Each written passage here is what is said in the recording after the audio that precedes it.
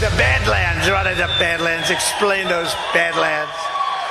That's a hell of a name.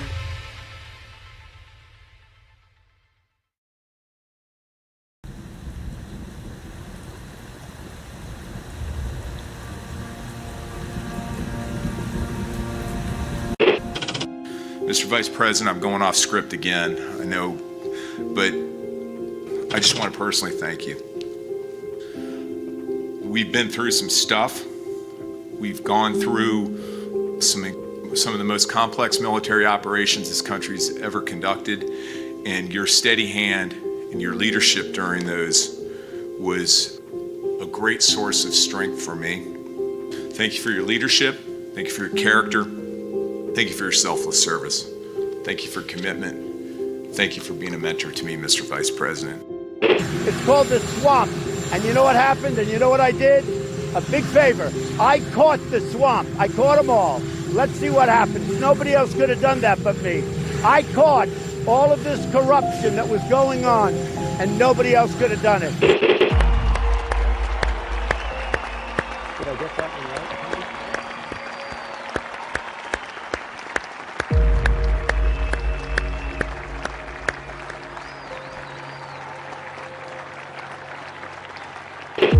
Every 4 years, we gather on these steps to carry out the orderly and peaceful transfer of power.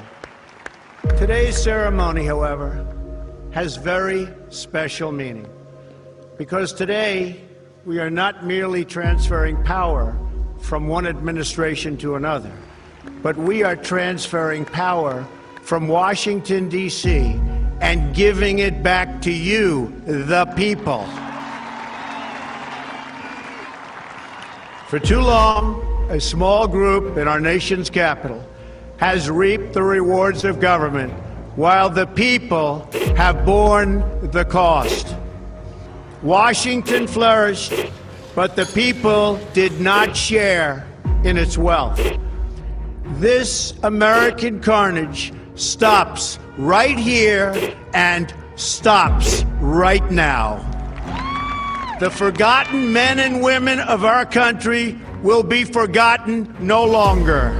From this day forward, a new vision will govern our land. From this day forward, it's going to be only America first. This is a president of the United States who is a danger to the republic. America first. He knows he's an illegitimate president. The oath of office I take today is an oath of allegiance to all Americans. The great Trump recovery. America will never be a socialist country. I will fight for you with every breath in my body. Russia, Russian, pro-Russian, Russian, Russia, Russian, Russian, Russian, the Russians. Russian. Russia, Russia, Russia. And I will never, ever let you down.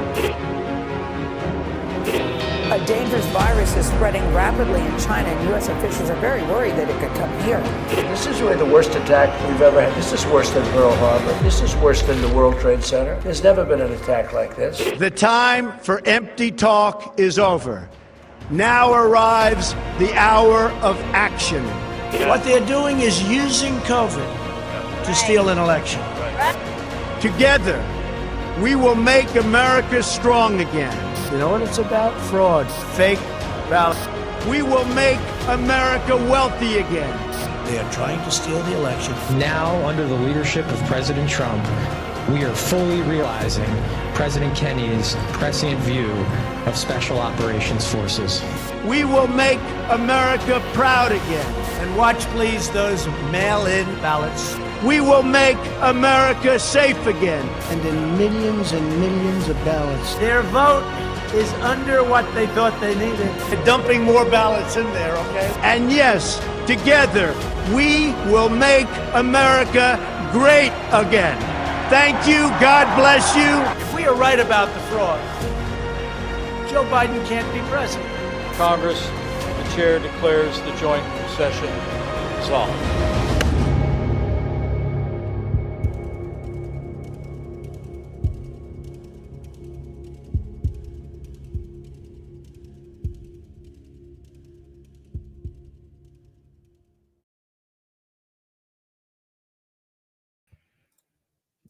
Good evening, everybody, and welcome to the Saturday edition of the Devolution Power Hour. Hope you all had a fantastic week. I know I did. Chris and Patrick, how you guys doing? I'm on cloud nine, my friend. I just got done doing my tango routine on the big stage in front of hundreds of people who paid real money to be there, Really? and I did not suck. No refunds, huh? No, hell no. People know me. I am curious why you changed your shirt. Because I've been wearing this monkey suit for the last 12 hours. I realized, hey, I have 7 minutes. I can be comfortable.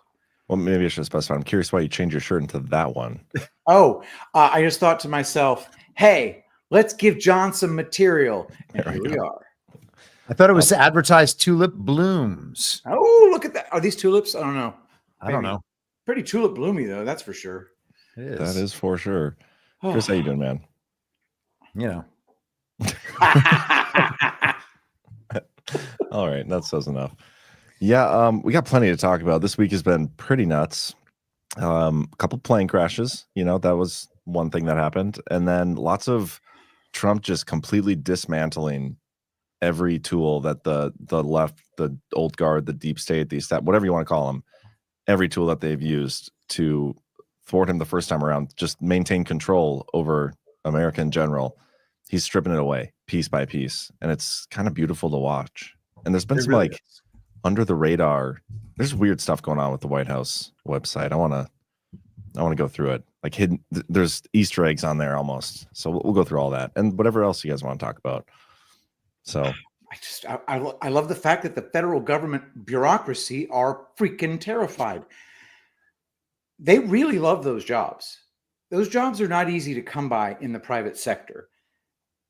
DC is one of the rich, the immediate surroundings of DC are the richest counties in the country for a reason, because they have been fleecing us dry for generations now. So a federal worker gets paid really well. They don't work very hard at all. They don't have to do much. You have to show up to the office. Yeah, I dig it. It's a job I would love those perks. I work from home. I can't anymore. I have to have an office because all these oils are taking up too much of my house. But working from home is a nice perk. Yeah. They're getting that taken from them, and their new asshole boss hates their guts, and he's offering them 8 months severance. Take it, retards. It's the best offer you're going to get. It's too good. Yeah, 8 months is insane. Also, guys, we're in the middle of a trade war right now. How do you feel? How has it impacted you so far? Turns out that trade wars are kind of easy to win. Yeah. It made my avocados turn brown too fast. As they do. You two both live closer to the border. Well, actually, I wonder, how far are you guys from the Mexican border? Extremely close. I could be there in 5 hours. I might live closer to the Canadian border than you guys do to the Mexican border. North Dakota? Yeah, for sure. You're in Canada, aren't you? Pretty much. Yeah, but that's maple sticky finger nonsense land, as opposed to the place where I can get really authentic tacos. I could probably get tacos in Canada too. They would Moose be the tacos shittiest tacos ever. Moose meat. Have some tacos, eh? Anyway, why don't we get a quick word from our first sponsor, Patrick?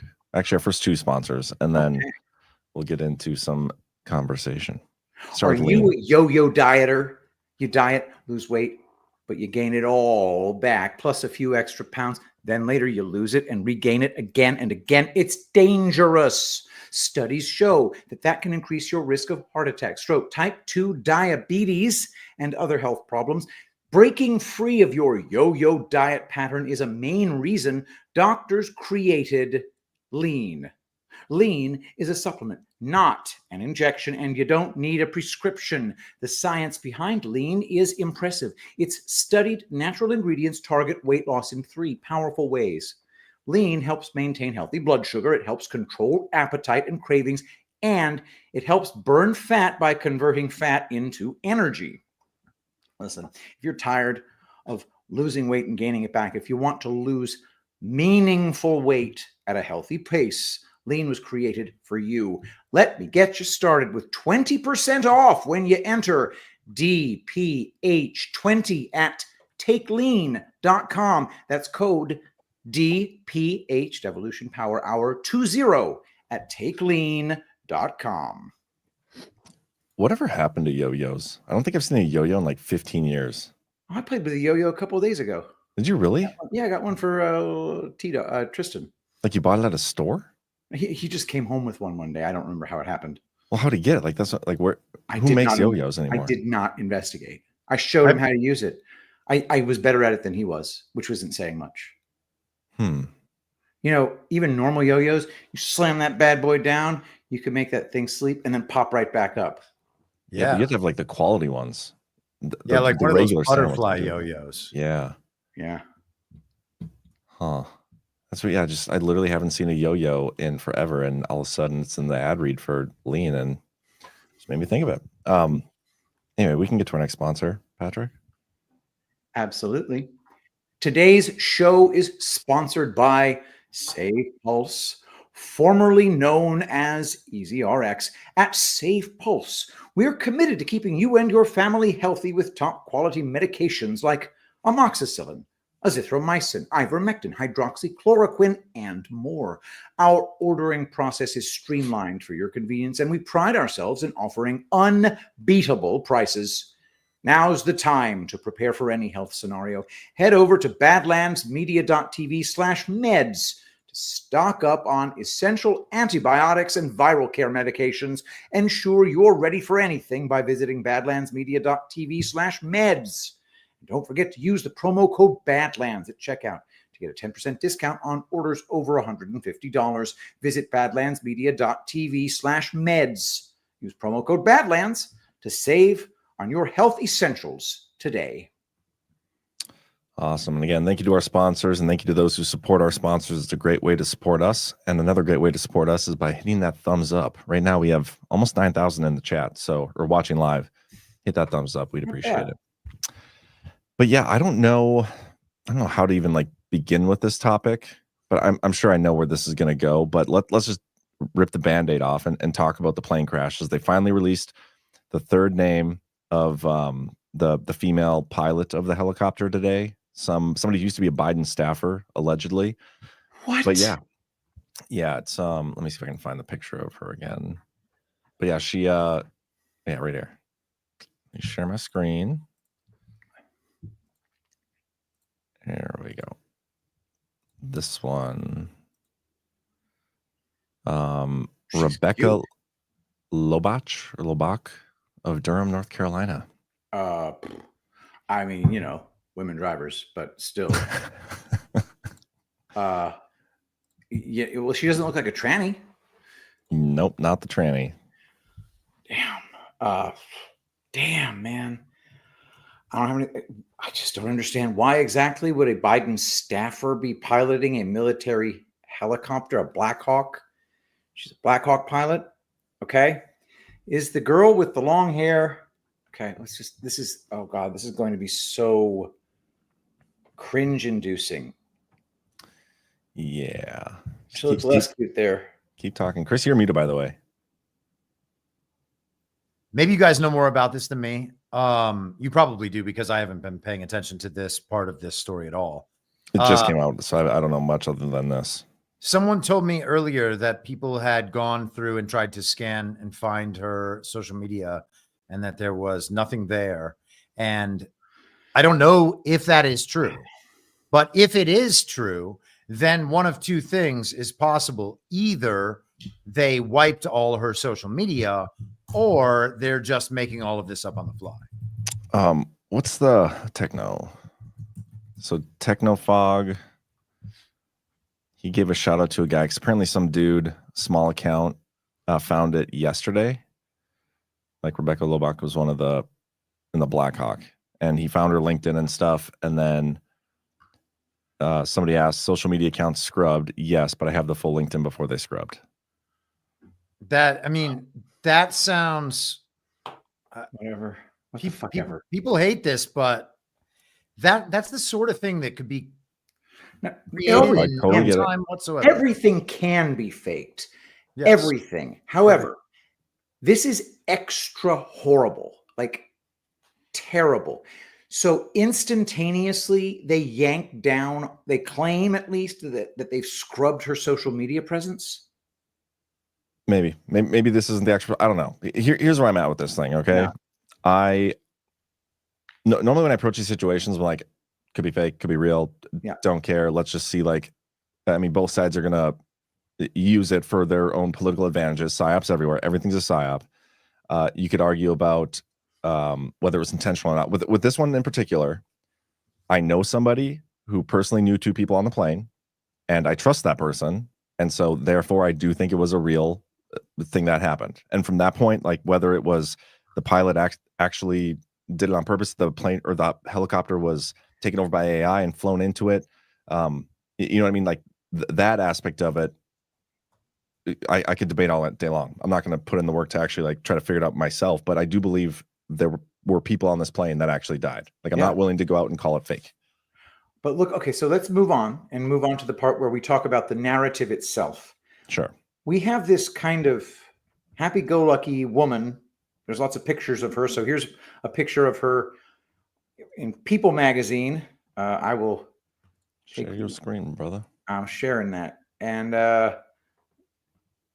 so I just love the mainstream media. Okay. There we go. So U.S. Army pilot Rebecca Lobach, 28, identified as third soldier on Black Hawk helicopter DC plane crash. She served as a White House social aide during Joe Biden's presidency. All right, here's a picture of her, you know, au natural, no makeup. So what is it? A Biden social aide? Yeah, okay. Well, I mean, if she works in social media for the Biden like in the Biden administration, I had a social media management company. We manage celebrities and brands in Hollywood. People who work in social media agencies or who work in social media are not the sorts of people to not have any personal social media. They have like social media accounts aplenty because they have to know the language of each different app. They have to know how to use the apps.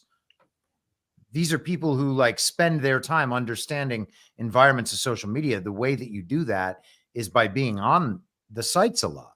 So that would be awfully shocking. If that's what a social aide is. Well, there she is. She's got kind of, you know, leftist face. To be honest. I guess it's better than pedo face, or do they kind of overlap? Probably I don't know. I haven't done the analysis of women's faces the same way, but oh wow. You know what though? On dudes, pedo face and leftist face are totally different things, and they can be both. But pedo face is a very specific thing. I am the foremost expert on spotting it. So let's see. According to a statement from the Army, so what do they say about what she did? I think she was flying the plane or the helicopter. What does she do for a living as a social aide? You know, Lobach's friend, First Lieutenant Samantha Brown, told CBS News that she also served as a White House social aide during the Biden administration.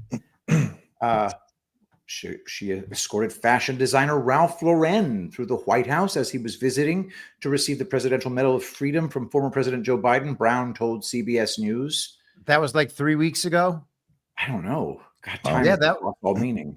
Yeah. I mean, that was not long ago. That was like the weekend before the latest inauguration event. Okay. A social aide who flies a fucking Black Hawk. Guys, I don't know what to make of that. Do we have anybody who knows about the overlap between Black Hawk helicopter pilots and White House social aides? I mean, it's National Guard. You know, you kind of moonlight on that in the weekends. I guess. Okay. But this was like the most interesting part of it to me was what they were doing. We first and foremost from the Defense Department want to pass our condolences to the 64 souls and their families that were affected by this. Never should happen. And certainly the three service members, the three soldiers, young captain, staff sergeant, and the CW2, chief warrant officer, on a routine annual retraining of night flights on a standard corridor for a continuity of government mission. The military does dangerous things. It does routine things on the regular basis. So they're flying some continuity government route. Can we watch just the last few seconds of that? Like, watch Trump's reaction to him saying the continuity of government thing. For a continuity of government mission. The military does dangerous things. It does. He's examining the room to see if anyone like really cued in on that. That's what he's doing. He reads rooms all the time. You can watch him doing it. Look at him. He looks at every corner of it. He's looking at people's eyes to see if they're looking at him or if they're looking at Pete Hegseth. That's very interesting. I never noticed that the first time around. Hey, we got 2,100 people watching on X. That's kind of unusual this early show. So thank you. Hit the like button and retweet, please, if you're on X. It sure helps us out. Ash sent over that she was volunteering at the White House to support the president and first lady in hosting countless White House events, including ceremonies awarding the Medal of Honor and other things. Goes on. Is it weird to volunteer and to end up being at the White House a lot and close to the quote unquote president, and then on a helicopter that crashes into a plane at an impossible height for that to happen? Is that weird? I mean, I think it's weird. A lot of things about this story were weird. I mean, it's the first major commercial airliner accident we've had in 15 years or something. It's all weird. It's always important to keep in mind that Joe Biden was in some way totally controlled the whole time. So if there's someone with a really weird story who was actually around him a lot, I'd have to wonder about what that person's actually there for. Yeah. That's a great point. I don't know. It's just there are so many questions to be brought up with something like this, and many of it we're not gonna get the answers on ever. The idea that a woman, how old is she supposed to be? Oh, I don't even know. 28. Definitely 28. The idea that a 28-year-old woman with a quite active life doesn't have any social media besides LinkedIn, that's impossible for me to believe. That's like Thomas Matthew Crooks. Yeah, a little weird. Where's that guy's whole history? Yeah. People don't like the idea that somehow we don't know what happened in that event, but that dude's not real. I mean, we can talk about that, right? Well, he was in a BlackRock commercial, right? Yeah. Yep. So I don't know what to make of that either. I don't know. The narrative's being pushed here. You know, Trump comes out and it's all DEI. Like he read through a FAA DEI thing, and I thought it was brilliant because I mean, you just hammered through a whole bunch of DEI initiatives to remove all that from every single agency in government. So yeah, accident happens, like point out all the reasons that the accident took place and blame it on DEI, the things you're getting rid of. The left comes out and is like, Trump fired everybody and therefore nobody was working, whatever. I mean, it's just counter narratives against that. But what were you saying, Patrick? Sorry, can we advance Pete's face a little bit so he's not in the middle of a rictus grin? I personally love it that way. John, how about that? All his faces are so good. Okay. John, the idea, the thing you said right there at the end, these narratives are going out from both sides, and it really is a matter of which one wins. And we can see this happening in real time, something that's right in front of our eyes. So they're telling different stories about a total unknown, and the public sides with Donald Trump, right? I mean, 100%. I think the broad, vast majority of the public believes that DEI played a role in this event, or at least understands that everybody else believes that, even if they have the counter narrative opinion on that. Yeah. And so that part alone is interesting and should reaffirm things like Donald Trump's wide sweeping public mandate, despite the fact that our elections are not real at all. That part's important to notice. But the other thing is, if he gets this story out about the DEI thing when no one has any idea of any of the details of this event, why doesn't anyone have any of those details prior? Who knows? Donald Trump's the person delivering these details. He's putting the information into that cycle before anyone else does it. And who knows how much algorithms and AIs are tuned into putting forward those DEI narratives. You know, who knows how much of this is being generated in terms of people's reactions and AI reactions across the internet as they create and kind of curate what everyone sees every day. And then that's what goes in. And so Donald Trump may well know that he's immediately like putting the only input that matters into the system. I don't know what the hell happened here. Something bad happened. You know what it's going to be? It's going to be DEI. Now you guys sort it out. Yeah. And that's why it's so brilliant for him to, you made the point in some private chats and probably even on your social media about him coming out and doing a press conference, and it kind of took away from the Kash Patel hearing, which I understand. And Tulsi, same time. Yep. Why would he be taking away from those hearings, these clown shows? But also by coming out the very next day and talking, I mean, he had all eyes on him, a lot of eyes on him, and he got to set the narrative. He didn't allow for any other narratives to seep in there and kind of get going on their own. He set the narrative. It was DEI. He set the conversation around DEI, which is to his benefit, being the one who just removed it with a bunch of executive orders and executive actions. I mean, that's politics. That's salesman. That was brilliant. Yeah. The effect is every single bit of America is behind Trump. He comes out and immediately after a double-digit aviation tragedy comes out and says DEI is to blame. That's just common sense. And he doesn't get backlash. This is a country that is willing to let him do whatever he wants. He can go frazzle drip on their asses and everybody's going to applaud. That is maybe crossing a line. That's hilarious. This is how the left is reacting to him right now. We'll begin with the opening statements. Each candidate will have 30 seconds, and we'll start with Dr. Quintessa Hathaway. Good evening, everyone.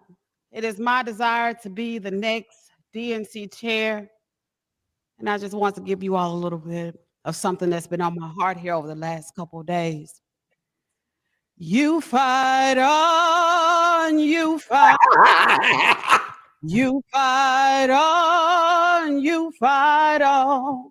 When your government is doing you wrong, you fight on, oh, you fight on. Hey, she's not a bad singer. Not a great songwriter, though. I think, what, did she write that?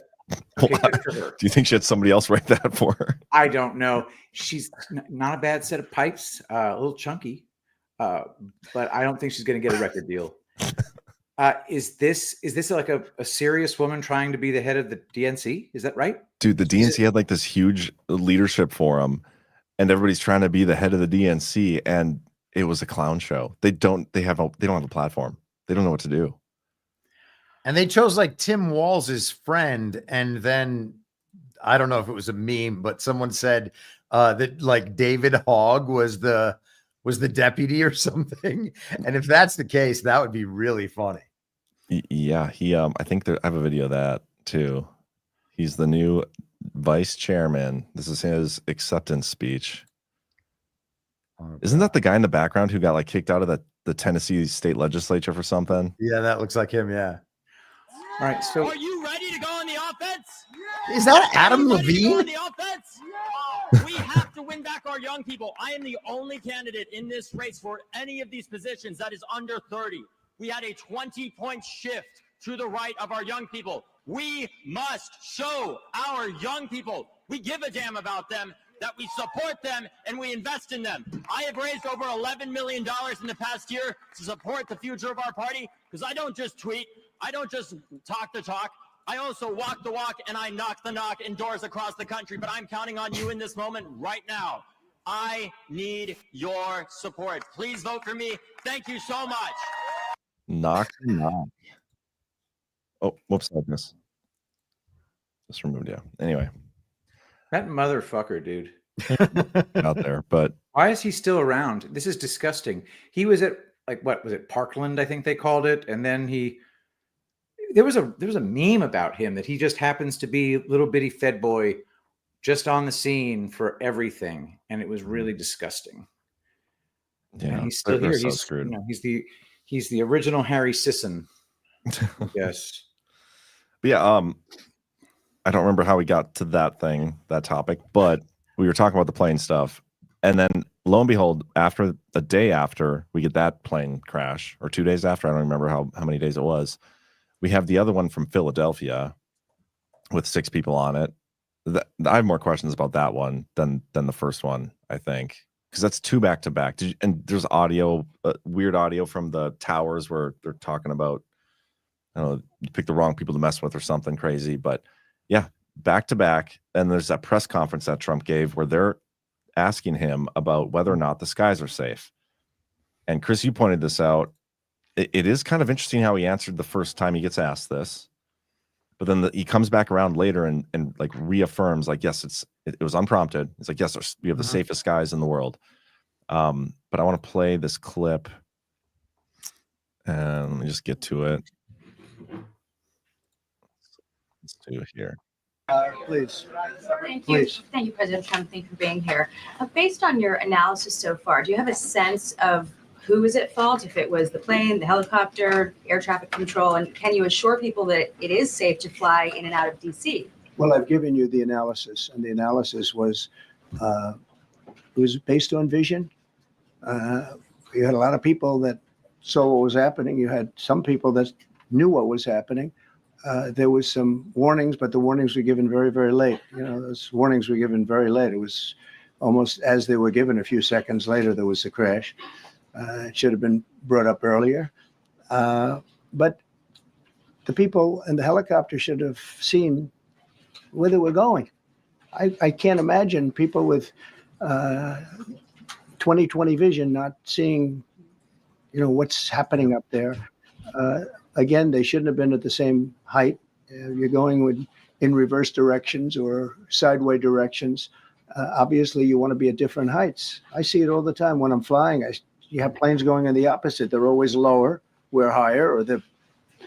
So if somehow there's a screw up, there's not going to be a tragedy. It'll be close. But, there's never going to be a tragedy if you're at a different elevation. For whatever reason, they were at the same elevation. And also, from the American Airlines standard, he's along the track that every plane is along. You say, what was the helicopter doing in that track? It's very sad. But visually, somebody should have been able to see and taken that helicopter out of play.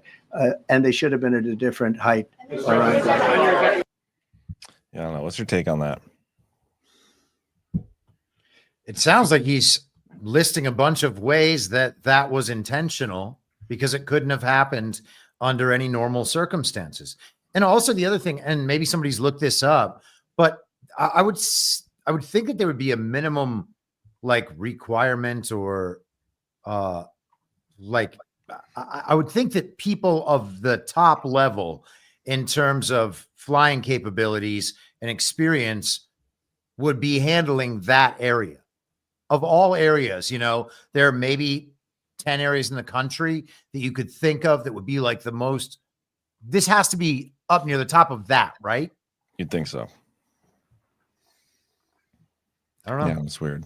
I got a tweet from Just Kevin 3 hat tip sent me the WhiteHouseHistory.org link to talk about White House military social aids. It's fairly short. Yeah, it's very short. White House military social aids have played an important role. Let me just share this real quick. This is at whitehousehistory.org/collections/White House military aids. White House military social aids have played an important role in many different White House events and functions. They have assisted the president with diplomatic protocol at state events, at annual meetings with the leaders of Congress and the federal judiciary, and at other significant social events. Military social aids play the role of assistant hosts at the White House, ensuring that these events are conducted efficiently and with dignity, as behooves the President of the United States. These oral history videos from members of the Society of White House Military Aides, it says social aides up here, detail the important work of this position in the executive mansion. So they like attend these events with important people, essentially. Yes. Got it. So not what I was saying at all. Well, there's also this from the White House military office. Read this second paragraph here. The WHMO, White House Military Office, is operational units are the most visible part of the WHMO's support to the president. The WHMO units include the White House Communications Agency, Presidential Airlift Group, White House Medical Unit, Camp David, Marine Helicopter Squadron 1, Presidential Food Service, and the White House Transportation Agency. To assure proper coordination and integration, the WHMO also includes support elements such as operations, policy, plans and requirements, administration, information resource management, financial management, and controller, WHMO counsel and security. Together, WHMO entities provide essential service to the president and help maintain the continuity of the presidency. Once again, that word associated with this. Yeah, I'm pretty sure it's the White House military office, one of their members that carries the nuclear football as well. And I think I have that here. Yeah. Just read. In his 1980 book, Breaking Cover, Bill Gully, former director of the White House Military Office, wrote, quote, there are four we don't have to go into what's in the football, but like, he was a former White House military office director talking about it. So gotcha. I think they're the ones that do it. Yeah. Well, that's very interesting. So you have somebody who works close to the president.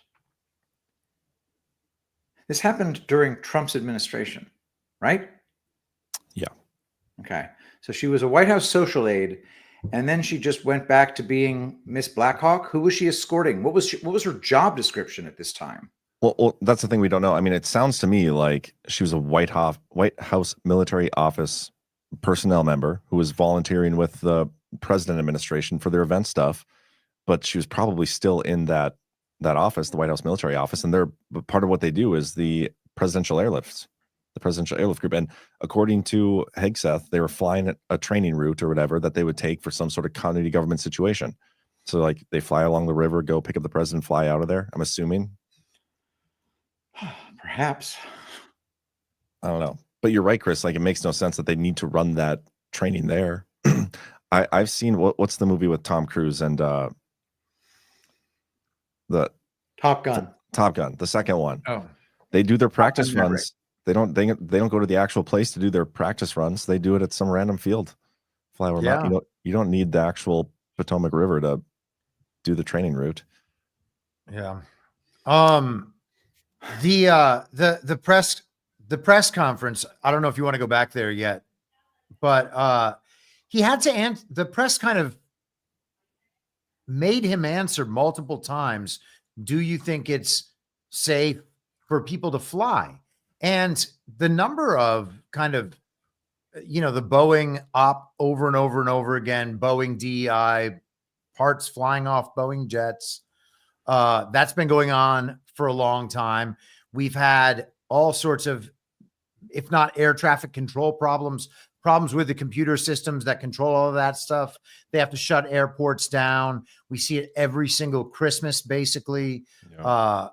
All sorts of airport delays, airline delays. We had all the airline stuff with COVID. We've had these Trump executive orders right off the bat dealing with airline stuff. And now we have this issue out there again. Should Americans be afraid to fly? And, I got to wonder if some of this stuff, Donald Trump attests that it's totally safe to fly and Americans should fly. Next night, what do we have? Another plane crash that a lot of people don't think looks like a plane crash. I don't know. I don't believe any of this shit. But you have to wonder if the FAA and the Transportation Safety Administration, I think that's what the TSA is. I hope I said that right. These are all these same federal workers. Many of them in that organization are going to be losing their jobs as a result of Trump coming back and Trump executing his agenda. And if Americans are not going to fly, if they don't feel safe flying, then that's going to put a real hurt on our economy. And that would make Trump's presidency look bad. Going after presidents trying to cripple economies is a way that the regime goes after new administrations to take them down and make the people suffer so that the people take it out on the politician and want to move back to the safe control of the regime that they had before. So I am suggesting that we will probably see, we got little hints about it. They didn't want to take their firings. We're going to probably go through some of that tonight. But the reaction would be, you want to fire 50% of us, 70% of us, 90% of us, reduce our budgets to nothing, end the gravy train, make it impossible for us to have 2 jobs at the same time. One of them our free job and one of them the one we actually work at. Man, the whole thing's going up in smoke. And I would suggest that this is the system trying to make Trump look bad. It's as good a theory as any. Yeah. And we have no idea who was really on that helicopter. If there was, in fact, a helicopter, Yes. we have a casualty event, reported casualties. We're going with it, right? Okay, so whatever caused that plane to come down, it is definitely some kind of manufactured disaster. And apparently, whoever manufactured that disaster was perfectly okay killing a plane load of civilians. Yeah. And I don't think at this point that would be the Trump administration, the white hats. Like, I don't think Trump needs to manufacture anything anymore. And he's already shown that. Like, he is going to do what he's going to do. He doesn't need to create public buy-in to do it at this stage. And so I can't imagine a situation where he would do that. I think your theory, Chris, I mean, out of anything, that's the best one I've heard. Well, I think as we go through some of the other stuff we're going to go through tonight, some of this is going to come up again and again. Yeah. There's one other thing that I want to add to this, and we talked about it before. I don't think we talked about it on the air yet. And if we did, then just be like, we already talked about that. Maybe my mind is just jumbling all these things. But Robert Fico, the Slovakian prime minister, there was an attempt on his life. That's what was reported at least last year. And then this same day or the day after, I guess, the helicopter and plane event, Belgium shut down all flights, and it ended up with Fico's flight being prevented from getting out. I think this is that story. Yeah. That's kind of amazing that there's something going on with the airlines and with flight and with air traffic control, the systems, the rest of it in the United States, this massive event that kind of takes over the day's news cycle. Donald Trump schedules a press conference himself during Tulsi and Cash to take eyes off their hearings, to make sure that everyone's talking about the Sky event. And then we have who knows what going on in Europe.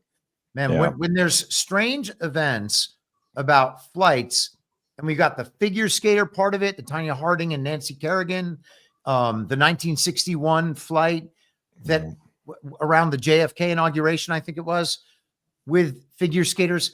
There's a lot of really strange parts of this story. And I don't know, man, a lot of this stuff seems like it's cover in a narrative sense for other events, prevent things from happening. I don't know. Could be. I don't know. It's interesting. We're not going to get all the answers to it, and we don't need to, think ourselves to death over it. But this is interesting that they had technical issues with air traffic control, and so they shut down the place for an hour. But was it Belgian DEI, or was there some chance that if Trump didn't put that narrative out there, it would be, some other issue that they could actually exploit? Yeah. Well, another thing to think about too is, while they're doing this immigration clampdown and removing all these illegals, how many times over the last 3-4 years has Trump said, how many terrorists have gotten into the country? How many foreign nationals from China and all these other places have gotten into the country?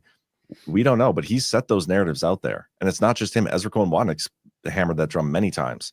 Like how many foreign national, some phrase, I can't remember what the word is, but like how many foreign, basically special ops teams are in the United States running ops against our infrastructure. That's a real thing. It's interesting. So maybe that is something that went on, but he wanted to pin it on the DEI stuff because it fits his agenda better. And it's an easy cover for him. Could be. There was some piece of content I saw last night from the Philadelphia thing, and again, it's how weird is it that Trump promises flying is totally safe, and 30 hours later you have another plane crash event. But some link in with the cartels, and I was reading an article. I'll try to find it again today. I'm not sure if I was doing current research or past research, but about cartels messing with the potential of the cartels attacking planes in response to the designation as terrorist organizations. That's true. That's right. And this is in Alaska. I almost forgot about this one. This was like the day before. This thing looks crazy.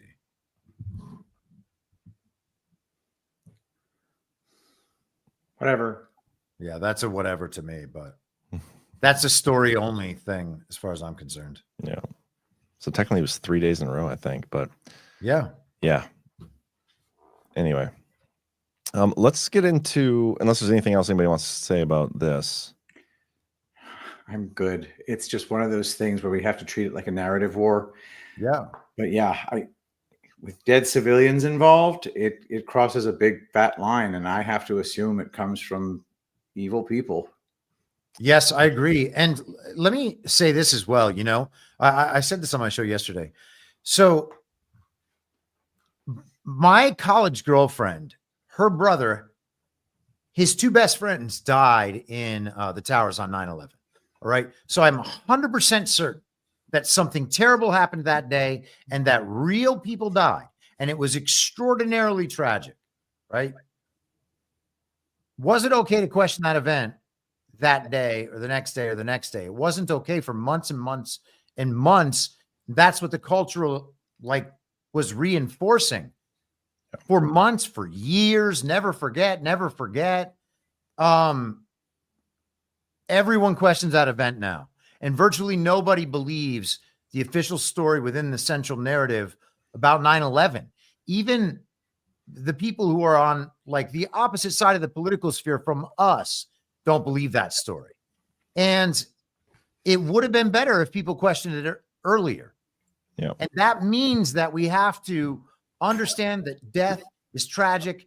Death caused by the adversary when it's taking innocent life is the most tragic, but all death is sad. And these events have to be questioned. Yeah. I totally agree with that. Totally agree with that. And they have to be questioned immediately. And we have to be able to do both. We have to be able to be good people who care about tragedies and understand that there's a human toll. And I think we're all able to just grant ourselves and each other that courtesy. Yes, I understand. You're questioning the event, the facts of this event as they're being delivered to us because we're being told all these things only by liars. So we can be sensitive and just accept that we're all that already, and then just begin the questioning. Okay. It really is just so silly that we have to have all the lines of questioning the adversary who's doing this, because we have to be sensitive to the people they did it to. Yeah. The only way to be nice to the people they did it to is to actually get closer to the bottom of it, or at least not allow ourselves to be hoodwinked. I totally agree with everything you're saying. And I think where I get most frustrated is, and this may fall on deaf ears, but when everything is fake. Okay. And I understand people not wanting to trust the people that have been lying to us for forever. But I also think it's everything is fake, but everybody lies to us all the time. There's these evil people trying to kill us all the time, but we live in this utopia where all the bad things that happen aren't real. At some point, I do think there's tragedies, and that's this is one of those examples where, in the past, I could look at an event and be like, okay, that was totally fake, but what are they trying to do with it? But this is one where, because I know somebody personally who tells me that they know somebody personally who died on there, and I trust that person because I've known them for a long time. So I'm like, okay, I believe the event actually happened. I'm not going to get on board with it being fake, but I'm also not going to just jump on board with the reason being was the helicopter flew into the plane or it was an accident. Go to back to Chris's example. Chris knows a dead person from 9/11. I have an aunt whose brother died on 9/11. That's a big deal. This is that's death, real death. But all I got is that there was a mass casualty event. Yep. I'm not even sure there were planes. Yeah. So Totally. whatever went down killed some innocent people. I don't know if it's 67. I definitely know of 2. And then apparently there were some on that Black Hawk. But, you know, it's a plane load of people, man. It's freaking nuts. But we don't have anything other than that. I think it's, you know, also important to kind of lay out what exactly is fake in the situation. So if we're talking about these things on a story level and you say like 2 planes hit the towers, it was Osama bin Laden and some guys who'd been in the US training on flight simulators. Well, is that fake? That story's probably fake. It's fake in full or in part. It's not totally real. There are elements of it that just simply are not true. And so the event, there can be an actual event that happened, a very tragic event, but the story as it's told to us can be fake. It's important to understand these things. And this is why I'm pulling this up. All right. So I was shown this today and I haven't spent a lot of time with it, but I want to put this just on people's radar. And maybe you guys want to, I think that this is probably going to be at least somewhat interesting. I haven't vetted the NCI and like this part of the language or who produced this, but reading through some of these examples, it's like a scoring system where you assess the different aspects of one of these psyops. Wow. And it's like a reality scoring tool. NCI University Grad School Resource 319, if you want to look it up. But NCI, I've never heard of NCI. Can you send that to me? Yes, I can. Yeah. I But want it too, please. a score range for the likelihood of a psyop. This is actually on my Telegram, by the way. I posted it multiple times today, so it shouldn't be hard to find. If you just search, t.me/very reasonable, and then just search NCI. But let's look at some of these, right? Yeah. Timing, emotional manipulation, uniform messaging, missing information, simplistic narratives, tribal division, authority overload, call for urgent action, overuse of novelty. And so let's even separate these trauma event. Well, this is a trauma event too, but focus in only on the very deadly pandemic. And like, let's assess maybe 2 or 3 of these. Maybe that would be like a worthwhile exercise. Yeah, I'm just pulling it up now. I mean, Patrick, you want to choose a couple and we'll just talk about what they were like during COVID? For sure. Let's start with timing. Can I share my screen? My screen's a little clearer. Okay, yeah. Yeah, please do. Yeah, my picture. Yeah, it is. Timing. Does the timing feel suspicious or coincidental with other events? So like it's the COVID part. It's real suspicious with they ran out of options for stopping Trump. Yeah. Emotional manipulation. Does it provoke fear, outrage, or guilt without solid evidence? But the media is trying to promote fear with, is it safe to fly? And then the very next day we have another one. This is going to be a 5 out of 5 for every single one of these for COVID. Yeah. So maybe we should choose something that's a little bit less obvious. Just use the plane crash. Okay, let's do it. Does the timing feel suspicious or coincidental with other events? Not really. I would say, I mean, we're 10 days. What are we? 12 days from, I think the crash was 10 days from Trump's inauguration. That's true. Yep. But I mean, everything in this period is just heightened. Okay. And I don't have to go into any long explanation of this, but as I have searched back through prior cycles and as I follow elections around the world, you can see that packed around the election and the inauguration, while regimes are actually changing, when they do, usually they don't. But when there is a global regime to sovereign leader swap, there's all sorts of psyops and chaos. For sure. Next, emotional manipulation. Does it provoke fear, outrage, or guilt without solid evidence? I don't know about that one. For this one, it's a It's a collision in midair. I'm sure it provokes fear, but if there's a collision that's justifiable, I don't want to die in a plane crash because I could totally die in a plane crash. Plane crashes, I'm on it, I'm dead. I believe that. So that seems like a reasonable fear. So solid evidence. Chris, what do you think? Yeah. I mean, it would be somewhere in the middle for me. But, Okay. you know, people will score these things differently. And as you go through 20, when you find one questionable, it probably just will even out. Missing uniform messaging. Are key phrases or ideas repeated across media? I don't think so, personally. Disaster was all over the place. Yeah. Well, That's I mean, word. DEI, I would think, is certainly one of them. You know, that one seems justifiable from our end, but truth be told, we have no idea if that was the cause. Yeah, true. Let's get Missing tribal division. Does it create us versus them dynamic? What do you think? Us versus they, them, maybe. What do you think, though? Is it creating a big divide? Well, I mean, the left and the mainstream media, the anti-Trump ones anyway, are blaming this on Trump. Like on CNN, if you look right now, they have a story out there that's all 400 NTSB staffers received Trump's federal worker resignation offer. So it's Trump's fault. Like they're trying to blame it on him. Because that's the trimming the fat. Transportation Safety Board. Yeah. Okay, so then, yeah, they're using all the agencies to fight back, and the media is helping them, is what it seems. Yep. I don't know. This is very interesting, though. I love this. Yeah, me too. You guys do your worksheet, submit them by the end of the show. Everybody watching, and we'll Badlandsmedia.tv and people download this thing. Yeah, I'll send it to Cheryl. Put the link in the show or whatever it is that we do. Well, we'll do that. Other than me do. I'll get this put up on our website, and then we'll put the link, put a link in the stream. So I'll get on that. Yeah.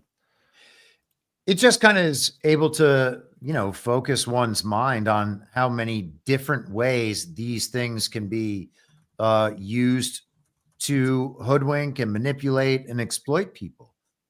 All of these things are used sometimes in a thing like COVID, but even if there are a number of these being used, it's a good indication that the story we are getting is not true.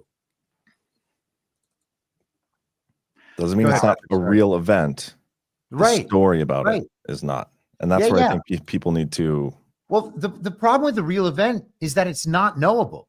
The facts about the real event are not knowable. All we're getting is a story. And so we can analyze the story because that's what we're getting. And the truth is, the whole purpose of telling us the story, which is the reason the event exists, because they caused the event, they're telling us the story to get us to believe something so that we will do something. And we can, from the story-only approach, you can actually figure out what it is they're trying to get us to believe. And then you can kind of glean what they want us to do.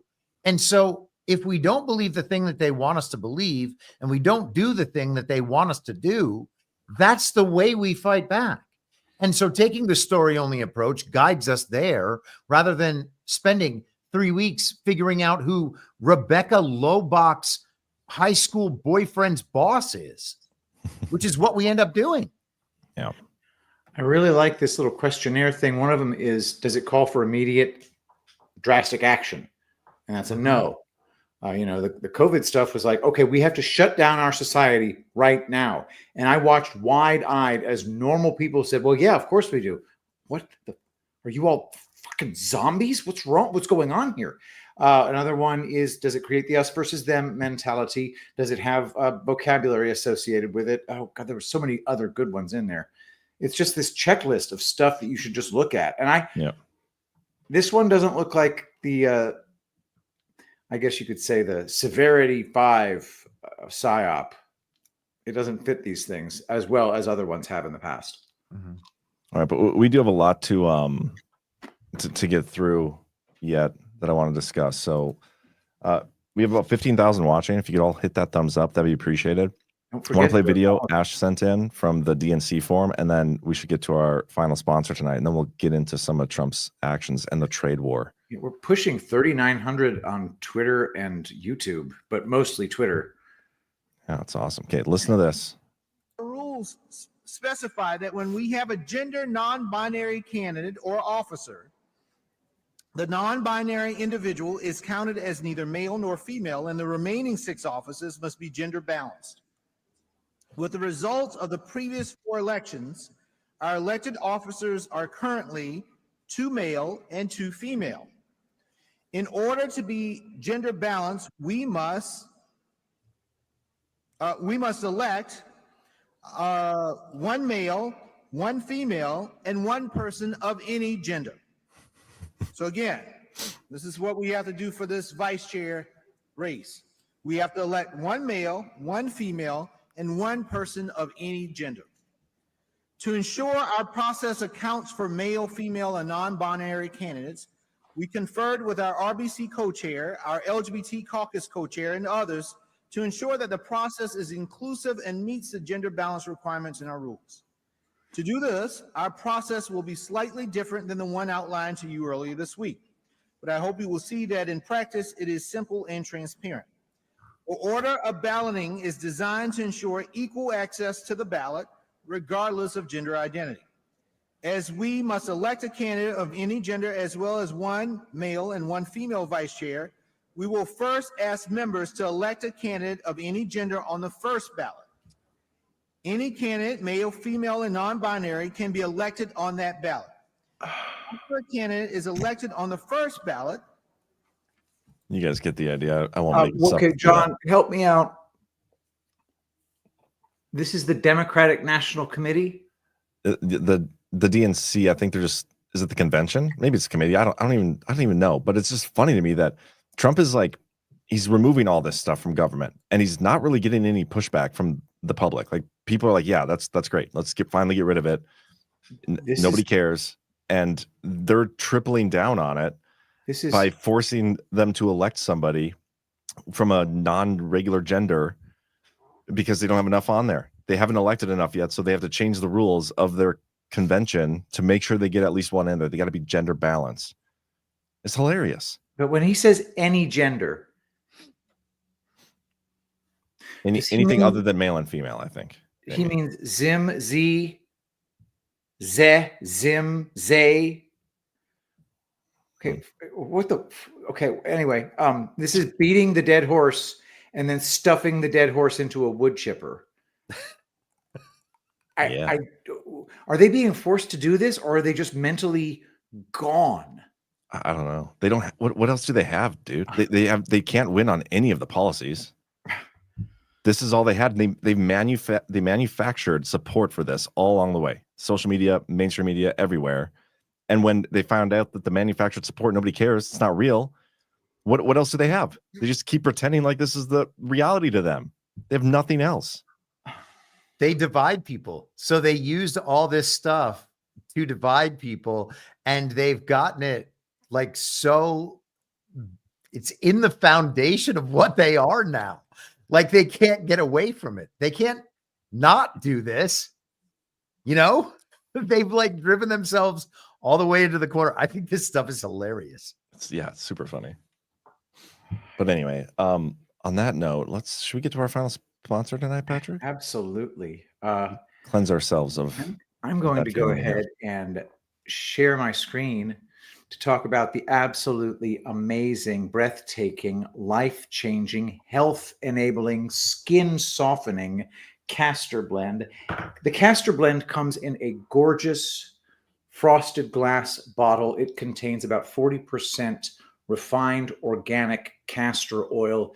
Just go look at the amazing reviews, guys. It contains castor oil, argan oil, a whole bunch of other oils. I don't want to get into all of them because it's like 8 of them, but we make this with love right here in Spring, Texas. And we are moving into offices right now.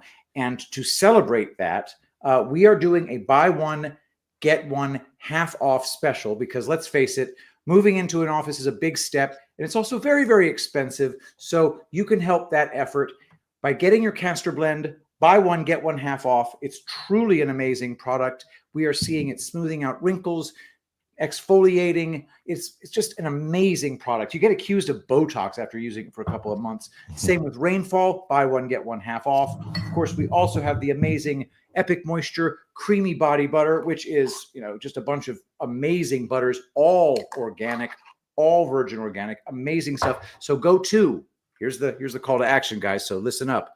tulipblooms.shop. That's tulipblooms.shop. Buy one, get one half off on everything on our website. And don't forget, use promo code Badlands for an additional 10% off.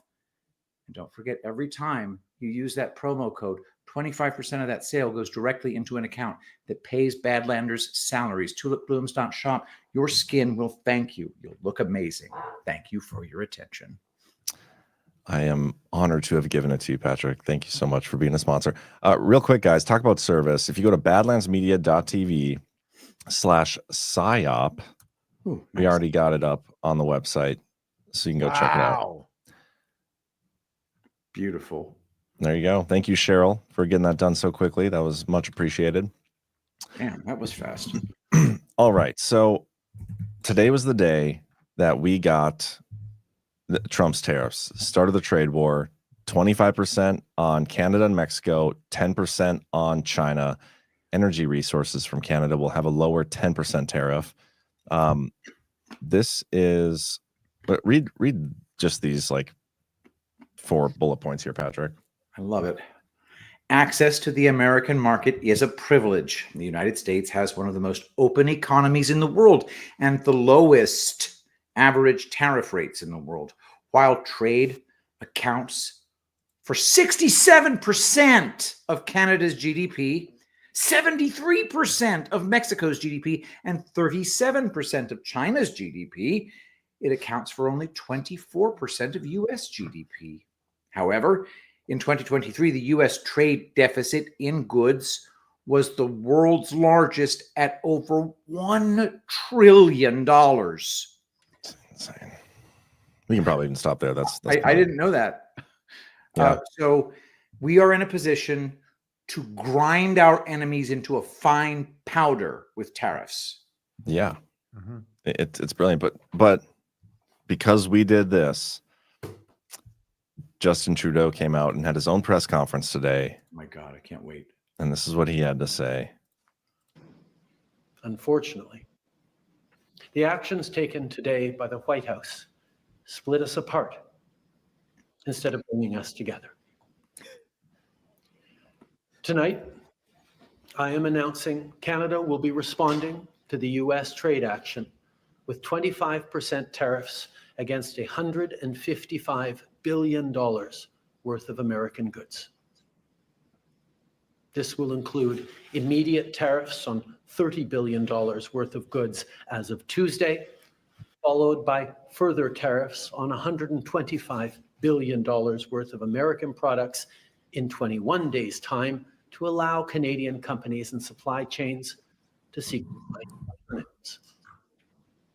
Ce soir, j'annonce les alternatives catholiques pour 125 milliards de dollars de marchandises de plus.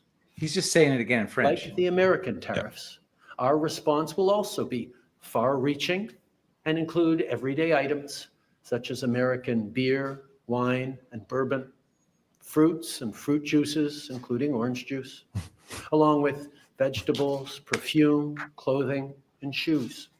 It'll include major consumer products like household appliances, furniture, and sports equipment, and materials like lumber and plastics, along with much, much more. Okay, and then there's one more clip I want to play, and then we can talk about it because this is so funny. And now is also the time to choose Canada. In many ways for you to do your part. Okay. Come on, It Canadians. means checking the labels at the supermarket and picking Canadian-made products. It might mean opting for Canadian rye over Kentucky bourbon, or foregoing Florida orange juice altogether. And it might mean changing your summer vacation plans to stay here in Canada and explore the many national and provincial parks, historical sites, and tourist destinations our great country has to offer. Yeah, that sounds terrible. Give him some credit. He's being a Canadian patriot for the first time in his pathetic life. Yes, which that's is what amazing. Trump's wanted everybody to do. This is Yes. Trump's goal. Yeah, that's our boy True.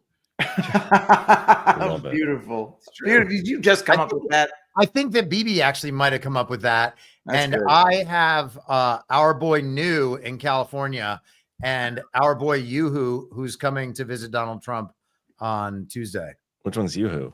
Netanyahu. Netanyahu. Oh, gotcha. That'll be great.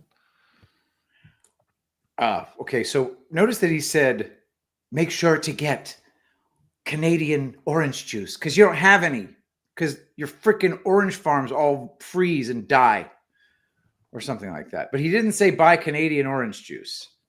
I don't know what to tell the guy. It was the most limp, pathetic. What the hell is he going to do, man? He can't do a thing. He's powerless. But he's playing along, and that's the good part. Yeah, but why didn't he make a deal? What deal though? This is showing the world that, like, okay, the US is going to do tariffs, and you know what? We're going to do tariffs back. Because the whole argument the entire time is that tariffs are terrible for the economy. Tariffs are only terrible if you have a top-down planned economy where a global governing body is running the entire thing and everything has to work perfectly. If countries begin to protect their own interests at the expense of that top-down planned economy, well, then the whole system falls apart. Yeah. And so they don't want anybody tariffing. So if Trump tariffs and then they're like, you know what? Tariffs are the way. Let's tariff back. That actually hurts the regime. So that's why I'm saying our boy True. I think that's brilliant. But the delivery is hilarious. It hurts the people if the economy is extremely dependent on foreign trade and they're the winners in the trade deficit war. Canada absolutely eats our lunch. 67% of their GDP is trade. Yeah, it's nuts. Dude, that is an existential crisis for Canada. Well, I wonder if that's total. I wonder what it is with the United States. Like how much of their GDP in 2 seconds just with the United States, and how much of ours is just with Canada. But the math doesn't math for them. Oh, I wonder. So we have the just our reality is that there are all sorts of resources in America, Alaska that are untapped, America that are untapped. I can only imagine how many untapped resources Canada has when it just gets to remain there as kind of this, I don't know, not proxy state. Well, it's kind of a proxy state, but they just get money from us like they're a welfare state. How many of their resources must be untapped? Canada's an enormous country with incredible natural resources. Yeah. Right. Canada probably has ways to make money, but they don't make money in those ways the same way that we're limited by the global regime is what I'm saying, because they want to control all the world's resources all the time. Like if countries are actually producing their own resources, their self-sufficiency goes up dramatically, like in a short time span. Well, what makes that even more interesting, what you just said there, is Trump lowered the energy resources tariff to 10% compared to everything else, almost encouraging them to utilize their energy resources much more. Okay, so 20% of their gross domestic product is exporting stuff to the United States. It's a fifth. That we don't need. And Donald Trump made that very clear over the last few weeks. He's like, we don't need their cars. We don't need their lumber. Like we're basically doing that so that we can help them, so that we can give them an economy. And I think 14% of our imports are from Canada. Guys, it's like buying broccoli from a friend when you have a broccoli farm because you love them. And that's how we act on the world stage. We're a bunch of suckers. And a majority of what we bring in is mineral fuels, oils, and distillation products. Distillation products? And then it's vehicles other than railway, machinery. I mean, it's everything we can do ourselves that we don't need them for. But they can't get Florida orange juice without us. They can't. Can they get orange juice of any kind in Canada? It's freaking Canada. Maybe they will ship it in from overseas. They'll have to get it from somewhere other than Canada. Maybe they could find a way to get it from Mexico. I'm sure they've got some oranges in Mexico. Couldn't they like hydroponically grow? You would think in massive greenhouses. I That's feel like dollars to donuts that make it incredibly expensive. Really? Maybe. I mean, dude, just the greenhouse. You have to build a house over your whole farm. I don't know. Several Hydroponic brands of green is orange always juice. more expensive. Not Several that I brands would of orange use juice are made in Canada. Black River Juice, founded in 1979. All right. Okay, Do they import the oranges? That's the question. Canada, it is time to scale up your shit. Yeah. I'm serious. But that's I'm what it rooting is for everybody. Yeah. Oranges are Like I've typically gotten not emails grown on a from large perfectly scale. nice. Yeah, I've gotten emails from perfectly nice Canadian patriots who are saying, "Look, we love you guys. You're gonna freaking destroy us." Mm. And I'm just like, "What do you want me to say, man? Trudeau's a freaking asshole, and your country has been robbing us blind for a long time by buying off our politicians because our politicians are pedophiles." I wonder what other countries we're going to get into trade wars with. I mean, China, that's got to be next, I'm assuming.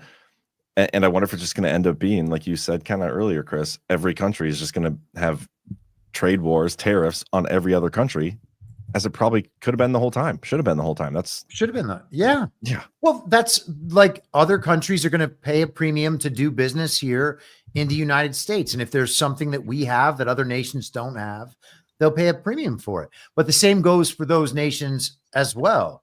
I mean, this is just doing business, and they change leverage this way. And I think, the deals that Trump has, this stuff is obviously, this is the sort of thing that's been worked out over the course of probably a long time.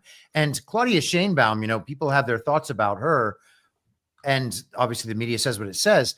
But the most important factor vis-a-vis Donald Trump is that she was AMLO's protege. And Donald Trump, every time he brought up AMLO, would say, he's a great guy. He's my friend. He's a socialist, but he's my friend. He's a good guy. And so these deals have been worked out for a long time. And if everybody knows that a multipolar world is emerging, then when these deals are being hammered out, part of the purpose of these tariffs is to accelerate the decoupling so that manufacturing and production returns to each of the individual homelands so that they can make the things that they need there. Yeah, check this out. This is he was in the Oval Office, posted by Dan Scavino, and he gets a question about putting tariffs on the European Union. Yeah, good. I'm sure you didn't hear. Am I going to impose tariffs on the European Union? You want the truthful answer, or shall we give you a political answer? Absolutely. It's hard to hear, I know, but he says the question was, am I going to impose tariffs on the European Union? Then he says, do you want the truthful answer or the politically correct one? and then he goes, absolutely. I got a little blurb from my friend Chat GPT, and this is fun. So I asked a very, very simple question.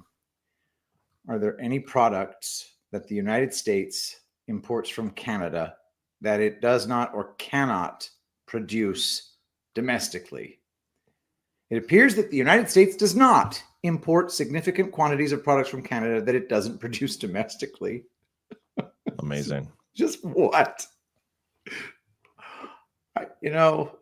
I'm really excited. Go try Vermont maple syrup. It's better than Canada's. I've heard Ohio's is really good too. All right, there you go. Twitter. Well, Seems according random. to 6X and Hammer 666, Vermont's is the best. But he's from Vermont, so. Yeah, a little biased, I'd say. But Yeah. yeah, so we'll keep tabs on this. Very interesting. But there's some other presidential stuff that I want to go through that have taken place the last couple of days that definitely work towards dismantling the old guard. As I said earlier, pretty big ones here. Unless anybody has any other comments on trade war stuff. I can't wait. I'm just too excited for words. That's all I got. Okay. So both of these are weird because neither of them show up under presidential actions. And I know nobody else cares at all about this, but this upsets me because they're in other places on the website. One of them here, the first one we're going to do, is this one. It's a fact sheet for an executive order, but the order itself isn't on the website yet. But I thought this was amazing. Trump talked about this on the campaign trail, and sometimes he can, like, hyperbolic. We say that all the time. And he's followed through on like everything he's campaigned on. But President Trump launches massive 10-to-1 deregulation initiative. Why don't you read through this first couple sections here? Eliminating 10 regulations for each new regulation issued. Today, President Donald J. Trump signed an executive order to unleash prosperity through deregulation. The order requires that whenever an agency promulgates a new rule, regulation, or guidance, it must identify at least 10 existing rules, regulations, or guidance documents to be repealed. The director of the Office of Management and Budget will ensure standardized measurement and estimation of regulatory costs. It requires that for fiscal year 2025, the total incremental cost of all new regulations, including repealed regulations, be significantly less than zero. And this is where we're at for regulations right now. And Elon Musk retweeted this. Okay. But pages in the code of federal regulations were up to 186,000 by, that's 2019. It's only gone up since then. But Trump said he's going to do it. He's going to do it. Every one they issue, they're going to remove 10. Okay. I think it's pretty badass. So he's requiring, okay, if you regulators, every time you propose a regulation, you must propose 10 regulations to repeal. Mm-hmm. What if they just don't propose any new regulations just so they don't have to repeal any? I think they're going to have to propose some. I hope that not offering, not identifying regulations for repeal and simply not complying will result in them being terminated. Yeah. But what this does is it gets them to go through and review previous regulations. And maybe it does get to a place where they don't have to actually just issue ones to start removing them. But I haven't actually seen this executive order. It's not on the website anywhere yet, so I don't know the details of what it's going to look like. We only have the fact sheet for it. There are a lot of regulations that have been made by the agencies that the agencies don't actually have the constitutional power to have made. And the Supreme Court's already weighed in on a bunch of that stuff. And as we go through most of these executive orders, whenever there is even the slightest controversy about them, if you look for news articles about lawsuits being filed to contest these executive orders, you can read even just a summary of the lawsuit and figure out what the strategy is. Like, on what basis are they contesting this executive order? And for some of these EOs, you'll find a few different bases. They'll take different angles at the executive order. And in every one of those cases, what they're doing is they're kind of giving a roadmap for where all the holes in the entire administrative state bureaucracy, this false reality layer of the government, every way that it's set up, those are the places that they're trying to protect in each of these individual situations. Because all these executive orders, it almost seems like they're intentionally geared to have this effect. I know that there's like the surface level, this is what we are going to do, this is how government operations are going to change, but they seem to all be done with the knowledge that there are going to be legal challenges. And so they're doing things that draw particular legal challenges, knowing that they can bring these things all the way up to the Supreme Court in probably a relatively short amount of time and get major decisions to essentially rule that this entire government, as they've constructed it, is not constitutional. Got a little breaking news, kind of, that was in line with the topic we talked about earlier, but I feel like we need to read it because I feel like we kind of hit it on the head. Patrick, do you want to read this? This is 14 minutes ago. Secretary Sean Duffy. The primary NOTAM system, I don't know what that stands for, is experiencing a temporary outage, but there is currently no impact to the national airspace system because a backup system is in place. NOTAMs provide updates about anything that may affect the safety of a flight. All active NOTAMs were available until the time of the outage. The agency activated its contingency system to supplement and support pre-flight briefings and continue flight operations. The FAA News is working to fully restore the system, and there may be some residual delays tomorrow morning. Please check with your airline for updates. We are investigating the root cause, and we will provide updates. FAA has set up a hotline to communicate with aviation stakeholders and will send notices every 30 minutes with updates on the system's status. No TAMs are, yeah, okay. Okay. Notice to airmen. Notice filed with an aviation authority to alert aircraft pilots of potential hazards along a flight route or at a location that could affect the flight. So interesting timing of that coming through. Figured to be worth bringing up, but yeah, unless you guys have comments, we can go back to the discussion we were having. And I don't even remember what you said, but it was brilliant. Just talking about how the EOs seem like they were specifically geared to draw specific legal challenges, knowing that they'll go up to the Supreme Court. Yeah, I mean that's got to be what Trump is doing here. I don't know. I think we're going to go back, and you might have said this. I know you've said this before, but we're going to go back and see some constitutional amendments end up being challenged outright and found unconstitutional. They have to be. They have to be. And you know, I think I said this to you guys today. Like, the 14th Amendment has to be the country has to understand that it was never actually ratified, and it is the basis for the total inversion of our constitutional republic. Yep. Things can't be fixed without that. And, you know, I don't know if we're going to talk about the hearings at all, but so many of these agencies, as I was saying, kind of while the fantasy team was being built, so many of these agencies like should not constitutionally exist. These confirmations, these hearings, they're for positions that shouldn't exist in our constitutional republic. Yeah. So it's very weird knowing that that's the direction everything is headed in, to then watch these nominations be given. And if we are going to talk about that, I want to talk about the Team Tulsi thing, but yeah, well, let's talk about that and address it, because Trump has clearly shown that he is willing to operate. We'll use this phrasing, the Rich Higgins phrasing. He's willing to operate in their battle space to a degree in order to tear them apart, right? Yep. And the battle space presented is the constitutional framework that we have been living in the past hundreds of years, whatever. And so, yeah, he's going to put these people in there, and that's great. But what if their job is just to get in there and destroy it, tear it apart, get rid of everything, and prove to people that it's not necessary? That totally seems to be what he's doing. Yeah, seems to be the play.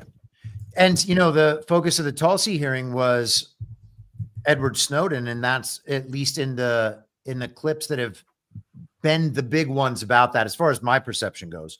It seems to be about the Snowden thing, and she promised to be a voice for whistleblowers. Now, if Tulsi's going to go in there as DNI, and there's going to be whistleblower after whistleblower op, and it's going to be like the next Project Veritas in there, then wonderful. And she's a public communicator, and she's going to do those public communications, and that's cool.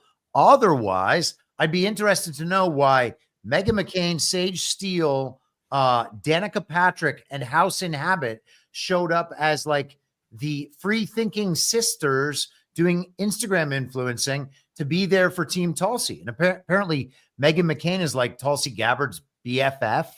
I didn't know that. Beyond creepy. So Meghan McCain is a Trump and MAGA hater on one of the most Trump and MAGA hating TV shows. Now, if all that's a big psyop on crazy liberal women, okay, but it seems like she's been directing the hate movement toward MAGA for the last 8 years. And her dad seems, unless we're all wrong about the whole John McCain story, her dad seems like a traitor to the country.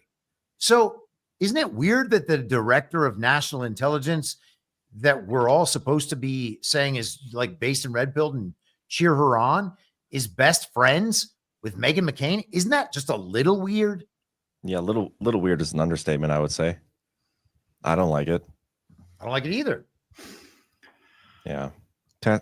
Tulsi kind of came out of, I don't know, there must have been something in there like, hey, if you convert to Republicanism, you just become a convert, and we'll give you a high-ranking cabinet position. Because it really doesn't make sense that you had Ratcliffe in there as DNI, outgoing last time. Why not just put him back in there? He's already done the job. Well, you know, He's already been confirmed to do something else. Yeah. She was a TV character. She was on Fox News. She was part of the Tucker Carlson thing over the last couple of years. There are a number of those people. Can't call monitor for VP. Terrible idea. Well, Roger Stone just said today that she was going to be the first female president. Why? Why are we choosing a president in 2024? I don't even know that there's going to be a president in 2028. And we're like already deciding who that's going to be so that we can just figure out who to grovel for the next 4 years. I mean, honestly, she's a Fox TV character. Most of the people on the fantasy team are Fox TV characters. And Literal the funniest Fox result TV of all of this, yeah, right. And the funniest result of all this is Fox is not going to have any television talent anymore. Not that they did in the first place, but yeah. Wow. Yeah, instead of the new media in the White House is going to be Breitbart and Axios. That's so weird. Oh, dude, I know. Hate it. And I have not received an email back yet for my application to get in there. Right. But you're absolutely right. These they are good TV. Like, I like watching the hearings because I like watching the leftists have meltdown, and they're doing nothing along the lines of advice and consent. They're just bitching and moaning and trying to do gotcha stuff. It's made for TV. Well, yeah. I mean, the only terrible thing about all that is that they're kind of appealing to their brand. They're trying to create viral content on their side. Yeah. And then the Republicans are sounding like they're all our new best friend, but what they're doing is just playing simple controlled opposition while reaffirming to the public the underlying truth of the television narrative. That's funny. I mean, Kamala is the leading candidate for the Democrats in 2028, according to recent polling. Well, it's important to remember that polls are fake. Yeah. And apparently Roger Stone said that on InfoWars, so that should tell you all you need to know about that. Yeah. I mean, but whatever. I get that there's a pro-Tulsi op. I was saying this maybe on my own show or something, but like if you're watching a football game and you can tell who's on which side based on the uniform, right? That's the easiest way to do it. But even if they were all wearing the exact same thing and they were playing, you could know who's on which team just by which goals they were pursuing. Yeah. Right. And so if you saw them always pursuing the same goals together, you'd be like, you know what? I know those people are definitely on the same team. And so we continually see a lot of people pursuing the same narrative goals together or in alignment over time. And we're somehow still hesitant to think, oh, these people are all actually just doing something together. Let's focus on what it is they're doing together and why that is, because these patterns are there. I've talked about them a million times. People get mad. Oh, they're just all waking up the normies. Well, you know, what if they're not, since they haven't, you know, like what if their op is just geared towards something else? Or what if the way to wake up the normies is to try telling them the truth for a change instead of like all these really creative lies that just stretch out over 5 years to complete the plan? It's too radical. But I loved your take on RFK Jr. that you posted. I think I covered it on my daily show, which, by the way, guys, 1 p.m. Eastern every weekday, the Daily Herald. Your take on RFK, like everybody loves RFK, and his stance on the vaccines is the same as Trump's technically, and everybody hated Trump for it. Like, you should walk through that real quick. Well, you know, he made very clear that he's not anti-vaccine. He said the first line of my book is that I'm not anti-vaccine. The last line of my book is that I'm not anti-vaccine. He talked about the AIDS program in Africa, PEPFAR, that's like one of the most expensive American foreign aid health programs. Like $100 billion in the last 20 years has gone to this program. And they do all sorts of treatment for AIDS in Africa. And, you know, he was asked this by, I think, John Cornyn, and he took the question totally seriously and said he supports PEPFAR. He didn't go through all the claims that he made in The Real Anthony Fauci about Anthony Fauci's involvement in AIDS and what the whole AIDS op was. And you have to assume he knows. And so he just wasn't very forthcoming about any of it. But in terms of the vaccines, he's very clear that he thinks that the polio vaccine is good and the MMR vaccine is good. Why? There's no reason why we should believe that those are good. Apparently they've cured diseases or eliminated diseases, but that's not really true. So Donald Trump gets blamed for Operation Warp Speed, which is obviously, his thing, but it's not just the vaccines. We've gone through that thousands of times. Yep. But he gets blamed for people having taken the vaccine. It's not like he forced anybody to do that. He gave everyone every reason not to do it. He made it what should have been impossible to get an EUA for it in the first place because there were therapeutics available, but he's totally blamed for that. And his position on vaccines and RFKs are indistinguishable as far as RFK defined them in that hearing. Everybody's like, yeah, but RFK is really anti-vaccine. Well, why can he say it then? Why can he say it when he's in sworn testimony in front of our representatives, asking our representatives for political power? And he's not going to get their vote anyway. So why lie to it? Like, just say it anyway. Yeah. Well, and they're like, well, no, you can't do that while all the nation's eyes are upon it. Well, what do you mean? This is the guy you're saying is the truth teller. The media guys, they can't do it. Tucker can't do it. Bongino can't do it. Rogan can't do it. They're waking up the normies. Well, this is Robert Kennedy Jr. He's got the eyes of the nation on him right now, and he's in sworn testimony. He can't repeat the claims he made in his own book. Yeah, that's pretty crazy. It's a great point too. These hearings are big cuck fests anyway. Yes. Every single time you have Tulsi Gabbard getting up there, showing her butt to these people, saying, "Please rape. I love 702. It's the greatest thing ever." No, 702 is not acceptable. I don't give a fuck if Trump is in favor of 702. You can't have secret courts where you agree in a non-adversarial session that we're going to spy on this dude because you just feel that way. And okay, fine. He's a foreign national. Fuck you. You have lost any trust to engage in any spying of any kind. And the only terrorists I'm aware of are the CIA and the federal government. So that's got to go. But we have to watch every single member of the Senate say, well, of course, I completely agree that the 702, of course, we got to keep this. We got to keep it forever. It's the greatest thing ever. It protects Americans. Bullshit. I don't believe that for a second. I'll take my chances with the terrorists, you sons of bitches. And then when it comes to Cash, even Cash kind of, had to make sure that he placated these people to a certain extent, although I did appreciate the very obvious homicidal stare that he was giving them. And then RFK Jr., I just want them all to be tested. It'll be fine. I just want to sue the pharmaceutical company. It was Cuck Fest 2025. But, maybe they just really need to placate these people so that they can get in. They should placate them, get in, and then completely change their minds and say, fuck you, Senator. I would rather sound like a shell.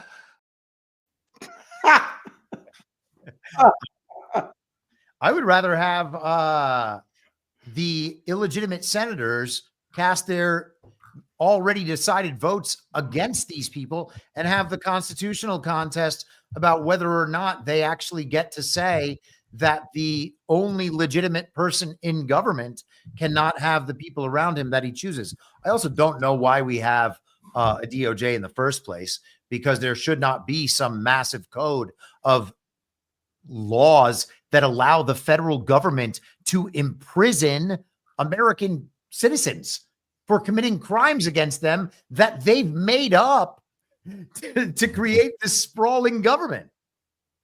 Our situation as we have it right now is absurd. And by the way, the DOJ and all that stuff, it exists to support like the equal treatment clause in the 14th Amendment, because the 14th Amendment gave the illegitimate federal government the ability to enforce equal treatment in private relationships and in business transactions. It's amazing that it hasn't been challenged before. It has been challenged, but they, of course, fought a civil war to get it put in place. So when you challenge it, they will kill you. That's a great point too. Real quick, we got like 16,000 plus watching. Hit that thumbs up. Please. Yes. Let's get number one. And we have 4,700 on Twitter. Yeah. That's amazing as well. This is anomalous, is it not? I shared the Rumble stream this time. I don't know if that helps, probably, but no, I'm talking about Twitter. I normally just share the Rumble stream. This time I shared both. Okay, well then there you go. But I want to go through this final thing. And this is another one that I was not found under presidential actions on the website, but it's out there. It's a memorandum. And I think this one's this is a banger. So let's read through. I mean, shoot, we could probably read through most of it. Sounds It like a won't take plan. too long. Section 1.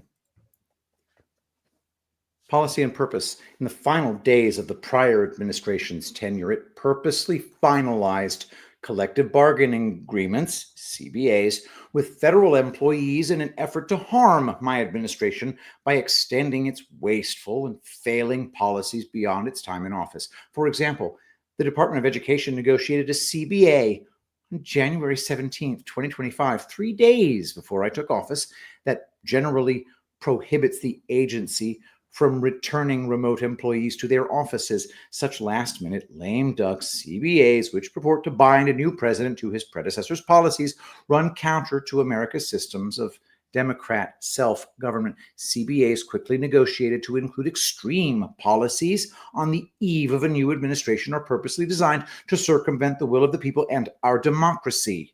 Such CBAs inhibit the president's authority to manage the executive branch by tying his hands with inefficient and ineffective practices. The Supreme Court has explained that a president, quote, cannot choose to bind his successors by diminishing their powers. Therefore, it is the policy of the executive branch that CBAs executed in the 30 days prior to the inauguration of a new president and that purport to remain in effect despite the inauguration of a new president and administration shall not be approved. Section 2. Standards for CBA duration. A. No executive department or agency employees shall make a CBA governing conditions of employment in the 30 days prior to a change in presidential administration that 1. Creates new contractual obligations, 2. Makes substantive changes to existing agreements, or 3. Extends the duration of an existing agreement. B. Subsection A of this section applies. We can probably stop there. I did find it interesting. It does not apply to law enforcement officers.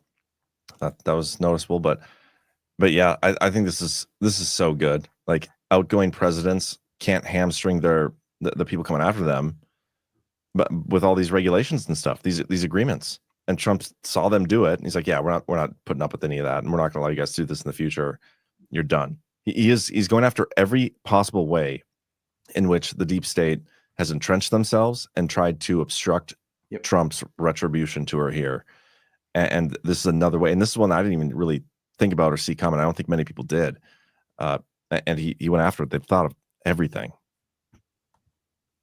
We are going to have a very serious conversation as a country about the fact that we have a unitary executive and that it was destroyed in 1803 with Marbury versus Madison. Dictatorship by judges was promulgated by Marbury versus Madison. That is how we have weirdo judges stopping the president from closing the border. We've got people on Twitter saying, no, the president can't just give anybody he wants to security clearances. The fuck he cannot. That we have a serious issue, because you can ask Grok now, right? You ask Grok, you ask ChatGPT, and it will just say, no, there's nuance about the checks and balances between the various branches, and there can be legislative oversight of this, that, and the other. When it comes to employees of the executive branch, the President of the United States is the chief executive officer. He can hire, fire these people at will. Civil service protections that have prevented the president from firing people were always unconstitutional. Fire them. And then if a court wants to do anything about it, we need to go back to Marbury versus Madison. How do you get the court? And of course, the hilarious part of that is you have to say, well, listen, Supreme Court, I need you to overturn Marbury versus Madison. I think that's a non-starter, because that's the ultimate get rid of judicial authority, judicial review, which at this point, what is the reason for assuming that the opinion of judges is more valid than the opinion of the executive? But all that is a great point. We talked about this last night, but that doesn't really have anything to do with the collective bargaining agreement stuff. But all our issues. It has everything to do with the collective bargaining agreement stuff. The president of the United States can abrogate any agreement that he wants that has been enacted by a previous administration. He can get rid of a collective bargaining agreement from 10 years ago if he wants. Yeah, I'm 100% in agreement with you right there, Patrick. He absolutely can. And it would be crazy to imagine that anyone, any responsible person trying to set this system up would have it be any way other than that. Like, if a terrible president was in there, the next one has to have the tools to clean things up in the executive branch. It's the most obvious thing imaginable. But again, this is so interesting in the route he has chosen, because this is something specific with the federal employees unions. Yep. Public sector unions shouldn't exist. That's the government negotiating against the government to move along whatever agenda they're trying to implement, and putting it, using the workers as the leverage. And that's what they're doing here too. I don't know if we don't have to even bring the article up. I can summarize it, but there's this CNN article that I sent through in the chat earlier. And it's basically like the unions are trying to convince the workers not to take the Donald Trump, Elon Musk early resignation deal, so you get 8 months of paid leave to travel or to take time off or to find a job or whatever. The unions don't want their employees to take that resignation. They're convincing the federal employees that Donald Trump's administration can't be trusted to actually pay them through that term, partly on the basis that the government's going to get shut down, and then there's not going to be money for them. Oh, that's a brilliant point. I never thought of that. They're trying to convince the workers to stay, because the workers staying is what gives the unions leverage. If the workers all drop out and take the resignation and they don't have that leverage behind them anymore, then the union can't leverage the president to it. This is an existential crisis for the union, is what I'm saying. Well, and that's for all of the public sector unions. That point you just made there, I never thought about that, because I was complaining about this super long 8-month extension or whatever vacation these people are going to get on Wednesday's Power Hour, and I didn't even think about our debt limit thing runs out on the 25th or something. Like we will reach our debt ceiling on the 25th. We already reached it. Now they're doing extraordinary measures, but those extraordinary measures are going to run out on March 25th. And so what happens if we go beyond that? Are we going to be able to even pay those people? That's fascinating to think about. They're going to take the offer, leave, and then we just can't even pay them. So never mind. You're gone anyway. So you're suggesting an intentional rug? I don't know if you would intend. I don't know if there's an intentional rug possible. I wouldn't want to rug that many people all at once in a functioning economy. It would be disruptive. But it's not his fault if it wouldn't be his fault. It's Congress. It wouldn't be his fault, but it would cause the people to suffer as a whole. That many people not getting paid all at once is very disruptive. Maybe, but I guess they have set aside the money through September, so maybe that wouldn't happen anyway. I haven't fully thought that through. Did you watch his little? So he came out to introduce the Lake and Riley Act, or to introduce the signing of the Lake and Riley Act, or whatever, and then he kind of spoke on a few other subjects, and one of them, I have a clip. It's like almost 2 minutes long. I'm not sure. Let's play it. Okay. Yeah, so we'll just do this and then we can come back to it. But really interesting, the federal worker stuff. Going after the unions too. Love it. Them to work from home because, as everyone knows, most of the time they're not working. They're not very productive. And it's unfair to the millions of people in the United States who are, in fact, working hard from job sites and not from their home. As federal employees, they must meet a high standard. They're representing our government. They're representing our country. If they don't agree by February 6th to show up back to work in their office, they will be terminated, and we will therefore be downscaling our government, which is something that the last 10 presidents have tried very hard to do but failed. most of the people we're talking about have not been going to their federal offices in many, many years, from even before COVID. But they have nevertheless been paid. Some have worked, some haven't worked, and most of the studies say that some have just gone through the motions. We may ask these people to prove that they didn't have another job during their so-called employment with the United States of America, because if they did, that would be unlawful. As you understand, a lot of people are getting paychecks, but they're actually working other jobs. So they'll have to prove that to us, that they weren't. In any event, we're requiring them to show up to work or be terminated. We think a very substantial number of people will not show up to work, and therefore our government will get smaller and more efficient. And that's what we've been looking to do for many, many decades, frankly.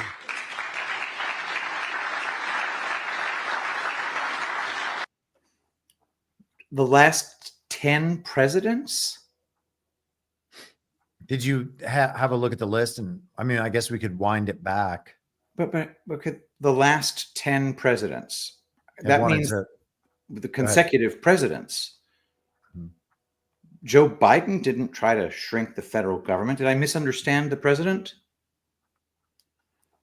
I don't think Barack Obama tried to shrink the federal government.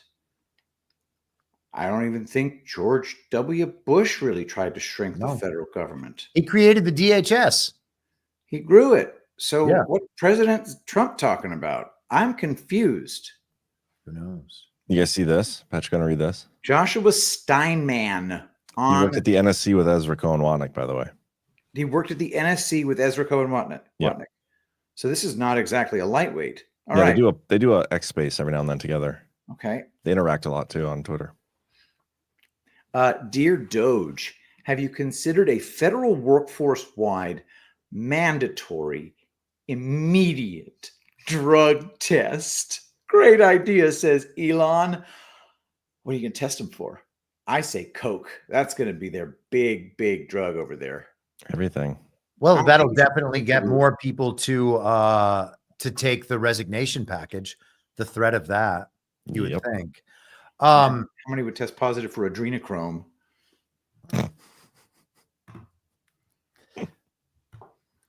Damn it! I forgot what I was going to say. Shit, Chris, I'm sorry. That's all right. Well, first you were talking about the comments he made about not working from home. Then we're going to come back to the union stuff. Perhaps. The horrors persist. We'll wait. Let's just wait silently until you. It'll come back. It'll come back to me. It's not that awkward if you don't think about it. But I am thinking about it. When do we find out? When is the deadline for accepting the 8 months? February 3rd. February 6th. Right? Oh, the 6th? Yep. Pretty exciting. Yeah. It's coming up quick. Yeah, very curious to see. I think people are estimating 10% might take it. I don't know. Let me ask you a question. Public sector unions, federal government worker unions, and these workers, they work for the executive branch, the ones we're talking about here. They're unions. Are those unions, the structure of the union, the paychecks of the union leaders, are those people paid by the federal government too? I think you have to pay to join the union, don't you? Like you have membership dues. Yeah, membership dues from the federal employees, I guess. It's just all one. It's all in the same laundry, the washing machine. Here, read this, Patrick.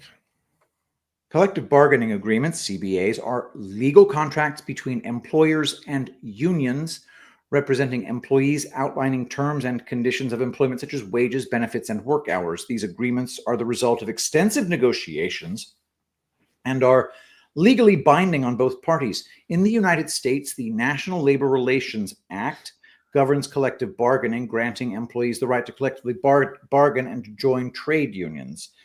President Donald Trump issued a memo on January 1st, 2025, addressing the heads of all executive departments and agencies, stating that any collective bargaining agreements finalized within 30 days of his inauguration would not be approved. This move targets agreements that were reached in the final days of the previous administration, aiming to prevent the extension of policies beyond their intended term. I wonder if there's any other agreements that were come to besides the education one that he pointed out? You should ask ChatGPT that. Yep. Okay. So other than just type Here. in what were the. Oh, you already got it. No. I looked to see if how they were funded, and it said primarily from member dues, but also they have certain taxpayer subsidies and government resources. And oh, damn, I hit the wrong button there. But it said it's important to note that federal unions face certain restrictions. They are prohibited from using dues for political activities. However, they may establish separate political action committees that accept voluntary donations for campaign contributions. So just another money cycle there. But the federal government is paying the union. The federal government is paying the federal employee. The federal employee is paying the union. Taxpayer subsidies are paying the union. So we're all paying the government and we're all paying the union. And the union negotiates against itself, the federal government, moral to hazard. be able to get more money for the employees. And the union is only a middleman for negotiations to basically trick people about what is protecting these employees. Because then, by the way, otherwise Congress would have to do it. I just don't understand how we can. That is an intolerable situation. It just causes federal employees to rape the taxpayer. You know what that no opposition. You know what that political system is called, by the way? Communism. Yes, it is. Also known as democracy. I'm trying to find if there's any CBAs that were outgoing besides. 1962, JFK issued Executive Order 10988, giving federal employees limited collective bargaining rights. Ash, did that ever was there ever an update on that? And also, I wonder, Patrick, I was going to say this before while you were talking about the judges and thinking about Ash and the research that she's been doing.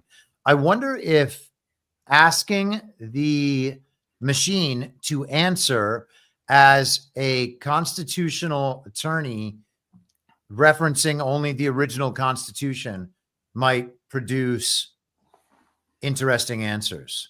That's a good point.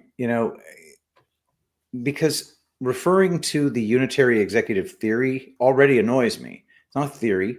It's plainly the executive shall be vested in a president. We're done talking. I don't want to hear that it's a theory. It's stated explicitly. Anyway, John, you want me to read this? Shall not be infringed, Patrick. Read the title and the first paragraph. Okay. January 31st, 2025. So yesterday, Comer and Green probe abuse of federal employee bargaining process by Biden administration intended to hinder Trump's ability to govern Washington. House Oversight and Government Reform Committee Chairman James Comer, Republican of Kansas, or possibly Kentucky, and Subcommittee on Delivering the Government Efficiency Chairwoman Marjorie Taylor Greene, Republican of Georgia, are probing the outgoing Biden administration's overuse of collective bargaining agreements to entrench telework and cement policies that hinder the Trump administration's agenda. Ahead of President Trump's inauguration, the Biden administration agreed to numerous collective bargaining agreements with the largest federal employee union, American Federation of Government Employees. Chairman Comer and Subcommittee Chairwoman Greene wrote to AFGE today to request information about how these CBAs were negotiated and whether the agreements serve American interests. Quote, the Committee on Oversight and Government Reform is investigating the use and abuse of the federal collective bargaining process outlined in Chapter 5 of the United States Code, Chapter 71. This process was used extensively. Oh, I've already finished the first paragraph, John. Okay. I'm just doing some digging here. There's this. Read that quick. Yep. Ash is commenting Executive Order 11491. Let's see here. Federal employee unions trying to thwart Trump's plans for more in-person work. Okay, let's see what happens. In an apparent effort to thwart the incoming Trump administration's plans to alter current telework practices, some agencies have been locking in multi-year collective bargaining agreements.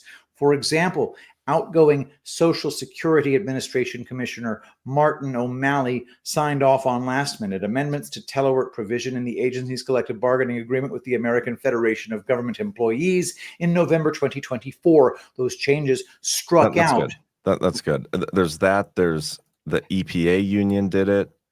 There's AFGE did it.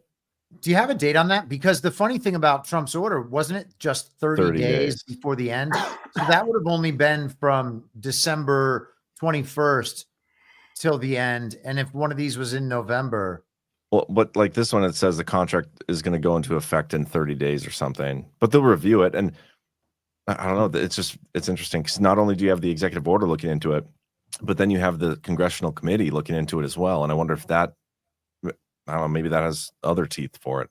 I would hope that this would eventually kind of put a spotlight on public sector unions and just end the practice altogether. Yeah. I hope they go hard, and I hope they FAFO. Even BLM was in talks with the Biden team. That's probably the Bureau of Land Management, right? Are you just joking? I'm telling you, we're about to get a real test. That's got to be the Bureau of Land Management. BLM? Yeah, Bureau of Land Management. Always. BLM, Badlands Media, right? Also, yeah. Yeah, anyway. Very interesting. Anything else you guys want to talk about, or shall we get to the boosts and rants? We got quite a few of them. I know you guys talked about this a little bit on Wednesday, but I think that the DeepSeek thing is so interesting.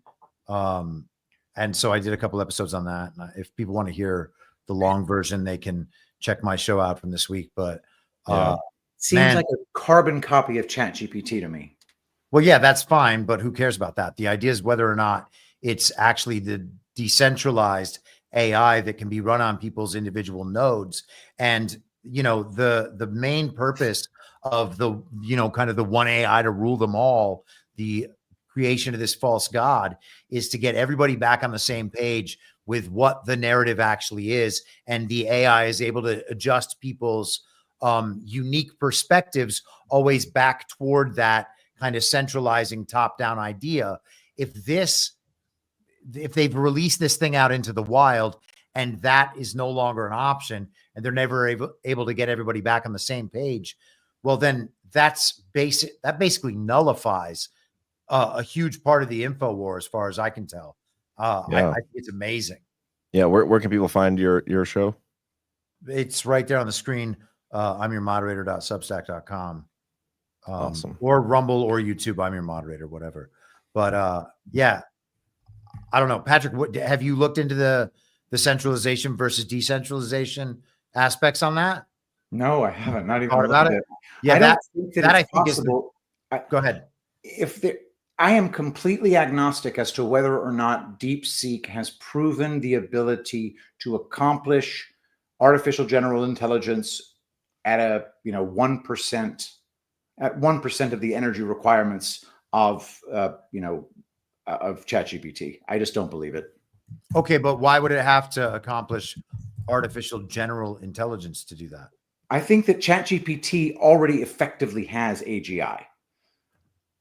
So what I mean to say is the same level of intelligence or the same level of proficiency as ChatGPT at 99% less energy. I don't think that's in evidence yet. Okay, but you think that would you agree that there was some sort of freak out or reaction in the tech world to that news as it broke at the beginning of the week? For sure. I think I saw some freaking out. Okay, so then, and Sam Altman and Larry Ellison were paraded through the White House so that Trump could show off more trophies that he's hunted and killed, right? a week before the decentralized AI goes out into the wild, thus ruining all of their investments and everything. And they know it, and they've reacted. Sam Altman went out and said, we're getting the 15,000 top data scientists in the country to basically compete with this decentralization. We're going to have our own top-down controlled, fenced-in decentralization project among the best of the best, and we'll beat you. I don't think they're going to beat them. And the freak out alone would indicate to me they already knew that A, this was coming, and that B, it's going to beat them. And they already started building construction on the data centers, allegedly, down in Texas. Right. So, I mean, at that point, like if it's in evidence right now or not, the directional knowledge is clearly pointing toward that future. And it seems like it's their worst possible outcome, which would indicate if there was a plan, it's our best. Yeah. And it seems to be exactly what Trump is striving for. And he even gave some indications the other day. What was his reaction, John? He said something or reposted something to Elon. There was, I don't know, there was something there. I can't remember his exact response about the DeepSeek thing. I thought that he had weighed in on it at some point. And I don't know. I think what I've seen from a like political or governmental level is they're investigating whether or not China used like the black market essentially, or shell companies to acquire all the NVIDIA chips. Like, we're going to make sure they don't use our chips when they do this in the future. That stuff's so silly as far as I'm concerned. Now, what is this decentralized? What's the decentralized aspect of this? I understand. Yeah, go ahead. The idea is that everybody's able to kind of create and grow this thing on their nodes at home. Like if you have not node, just an average computer, but if you have a really decent, like good computer at your house, you can run an iteration of it. It's like a Mastodon instance for AI. And so as people do that, and the idea is that the system would develop faster that way and respond. And then I have one more point I want to make, Patrick, about the energy thing. Well, Patrick, so I'm pretty sure Truth Social was built on the Mastodon instance. Do you remember Quote Verum? That was a like everybody has their own, you can create your own little social media site using a Mastodon instance. It's a similar with AI. Like you could create your own node, and we could have our own like Badlands Media Devolution Q node where we plug in the information and data sets that we want and focus on that. You know what I mean? Like anybody could have their own AI. We already have that, I have a buddy who can just pull down instances of ChatGPT and mess, maybe not ChatGPT, but other instances of other AIs out there that you can tweak for your own purposes. We've already got that. People are doing that right now. But can you feed your own data sets in there and make sure that nobody is like censoring aspects that are in that? To a like, certain totally extent? uncensored? I think so. Yeah. I'll need to ask him. He'll know, but he's got AIs that he uses locally. And the problem is they're massive resource hogs. Right. So, all right, let's talk about this then. And this is just theoretical. Okay. So someone in my chat pointed this out to me the other day. And I think maybe it was this guy, Liberated Frog, or it might be Metaron. And they've both been weighing in with really good stuff this week. But this is the Mark Twain quote. If you tell the truth, you don't have to remember anything. And Patrick, I'd love to get your thoughts on this. John obviously too, but Patrick kind of. We've talked about this before. Okay. Yeah. So the energy that it takes to create the web that is the official story about what our reality is, right? This false reality layer of just bullshit that through our acceptance and our belief influences our actions, which influence us to create a world in correspondence with the bullshit that's been fed in. And we've got this big web of lies that composes all the things we know as told by the regime, right? So when you are questioning that or arguing with that or whatever, it's got all of that stuff to incorporate all the time. Whereas there's a more direct story that goes all the way through that. And that would be the truth, right? That's not that big web of nonsense meant to obscure and invert everything. And so I don't know if that's the sort of kind of a theoretical parallel to how the energy may not be required on the same level because it doesn't have this massive operation of nonsense to incorporate into everything. I don't know how that'll look down the line. I don't know. Well, you've examined DeepSeek a lot. Do you feel like it's unburdened by what has been? No, then that's not the point.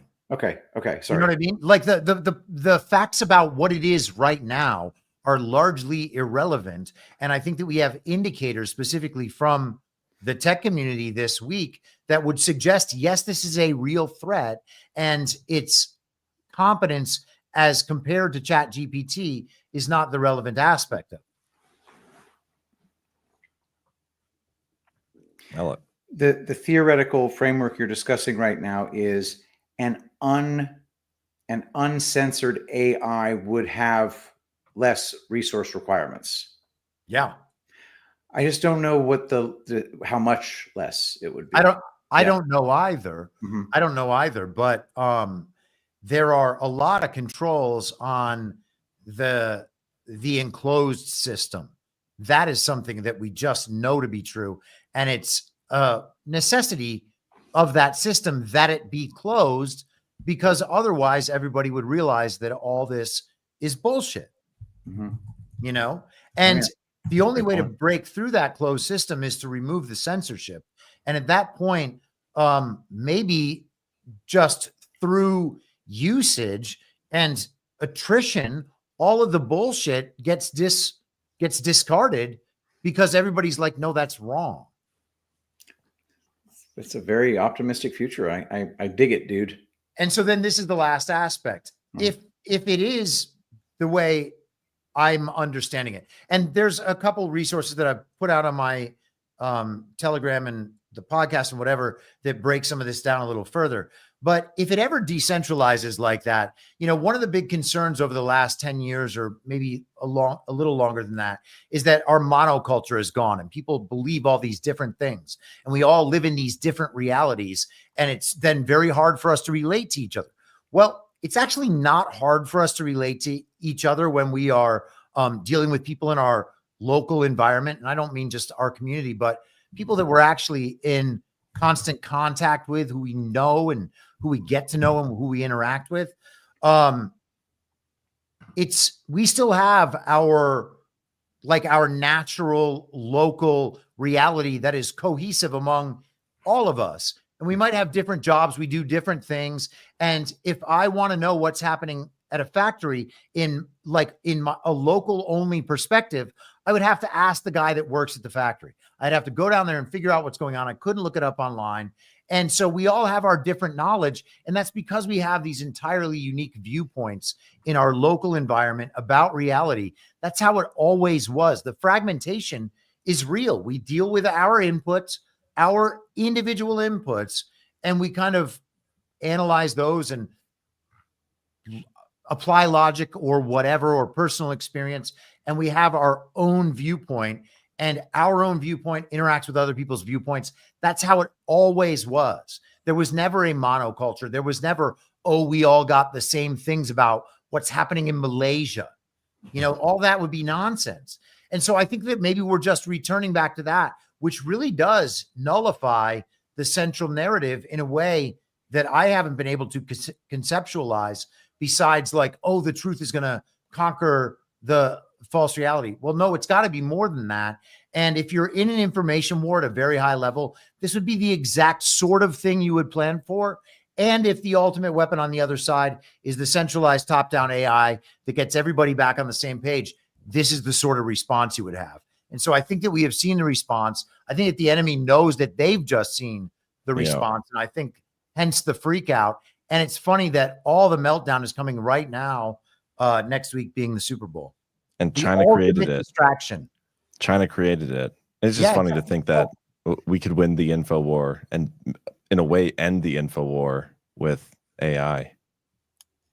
Yes. Well, that's the thing. And so China created it, right? So all we ever hear about is that these other countries steal our technology. Well, do they steal it, or do certain people in our country just give it to them like they did with nuclear weapons? It's probably that we're giving it to them.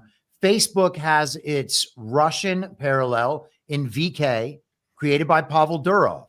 Facebook has WhatsApp, VK, Pavel Durov, has Telegram, which is a WhatsApp parallel. You got Snapchat, and then you got the Chinese version in TikTok. Russia is decentralizing their internet. China is decentralizing their internet. The show Silicon Valley here was about decentralizing our internet. And I asked Quast if he'd ever, General Quast, if he had ever seen Silicon Valley, or he knew what the show was about at one of our GARTs. And he was like, yeah. And it's like, is that where it's going? Yeah. So, I mean, this seems to be the framework. And I'm not saying I have every element right, but I think it's along that path somewhere. It's very interesting. Very, very interesting. Do you have anything else to add to that, Patrick? No, I'm good for now. There's a lot of food for thought there when it comes to artificial intelligence. Yeah. So, sure. Check out his podcast, guys. I've always said it's the internet's best kept secret, but it won't be any longer with uncensored artificial intelligence on the horizon. Yeah, we'll see. All right, but let's get to some rants, guys. But even before we do that, what we should do is we should talk real quick about our upcoming event. If you weren't aware, we do conferences all over the place. By the way, we'd really appreciate if you guys hit that thumbs up. Really helps us on the leaderboard. We do 4 events a year. Our first one this year is going to be in Las Vegas, March 6th through the 9th. We still have in-person tickets available. Virtual tickets are now on sale. And so this is coming up pretty quick. We will be doing a couple exclusive live streams for ticket holders leading up to this event. It's usually the only exclusive live streams we ever do. So you can only get into those if you have your in-person or a virtual ticket. So get those whenever you get a chance. Those will be coming up soon. And then I'm going to check for boosts here. Patrick, did you by chance save the rants? No, I didn't. I'm using a browser that doesn't even have that attachment. Oh, okay. No worries. And that's the thing. Chrome doesn't have it. I don't even know how to add it to Chrome, but I just stopped using Brave. Yeah, it's all good. We how many days ago was the 25th? Is that last Saturday? Yeah, so. Okay. So Lionheart 7777. Hey guys, anyone else take note of Trump's Hollywood envoys? Oh, yeah, we read these. Okay. So we don't have anything new. All right, let's do the rants.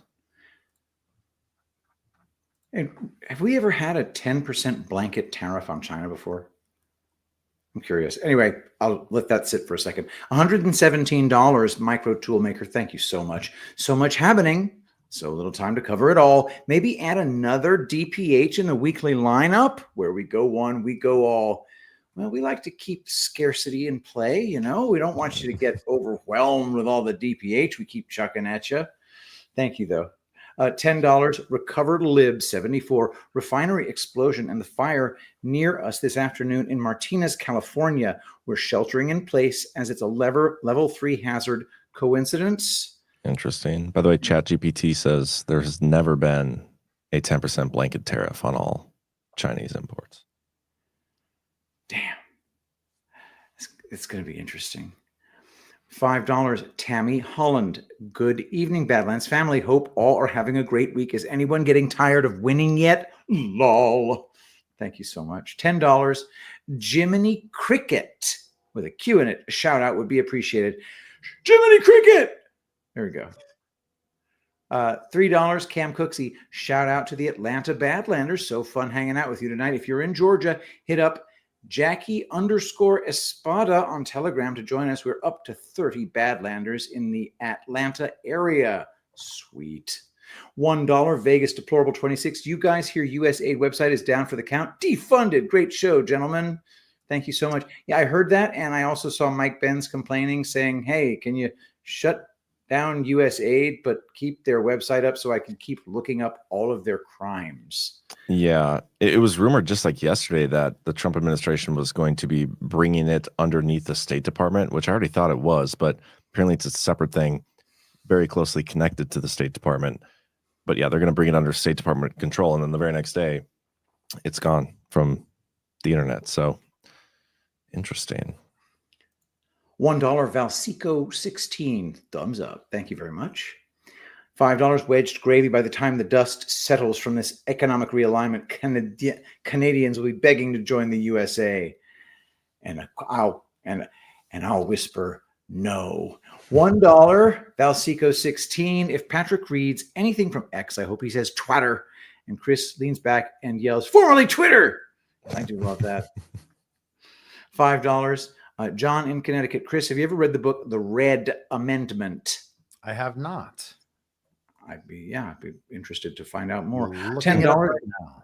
Jason G2. Trump gives Zog order to come up with a plan to release JFK docs. Zog comes with a plan and gives their considered legal position by crashing more planes. Trump orders a strike on ISIS. What's Zog? Zionist something government. Zionist. I don't know. Order. I don't know.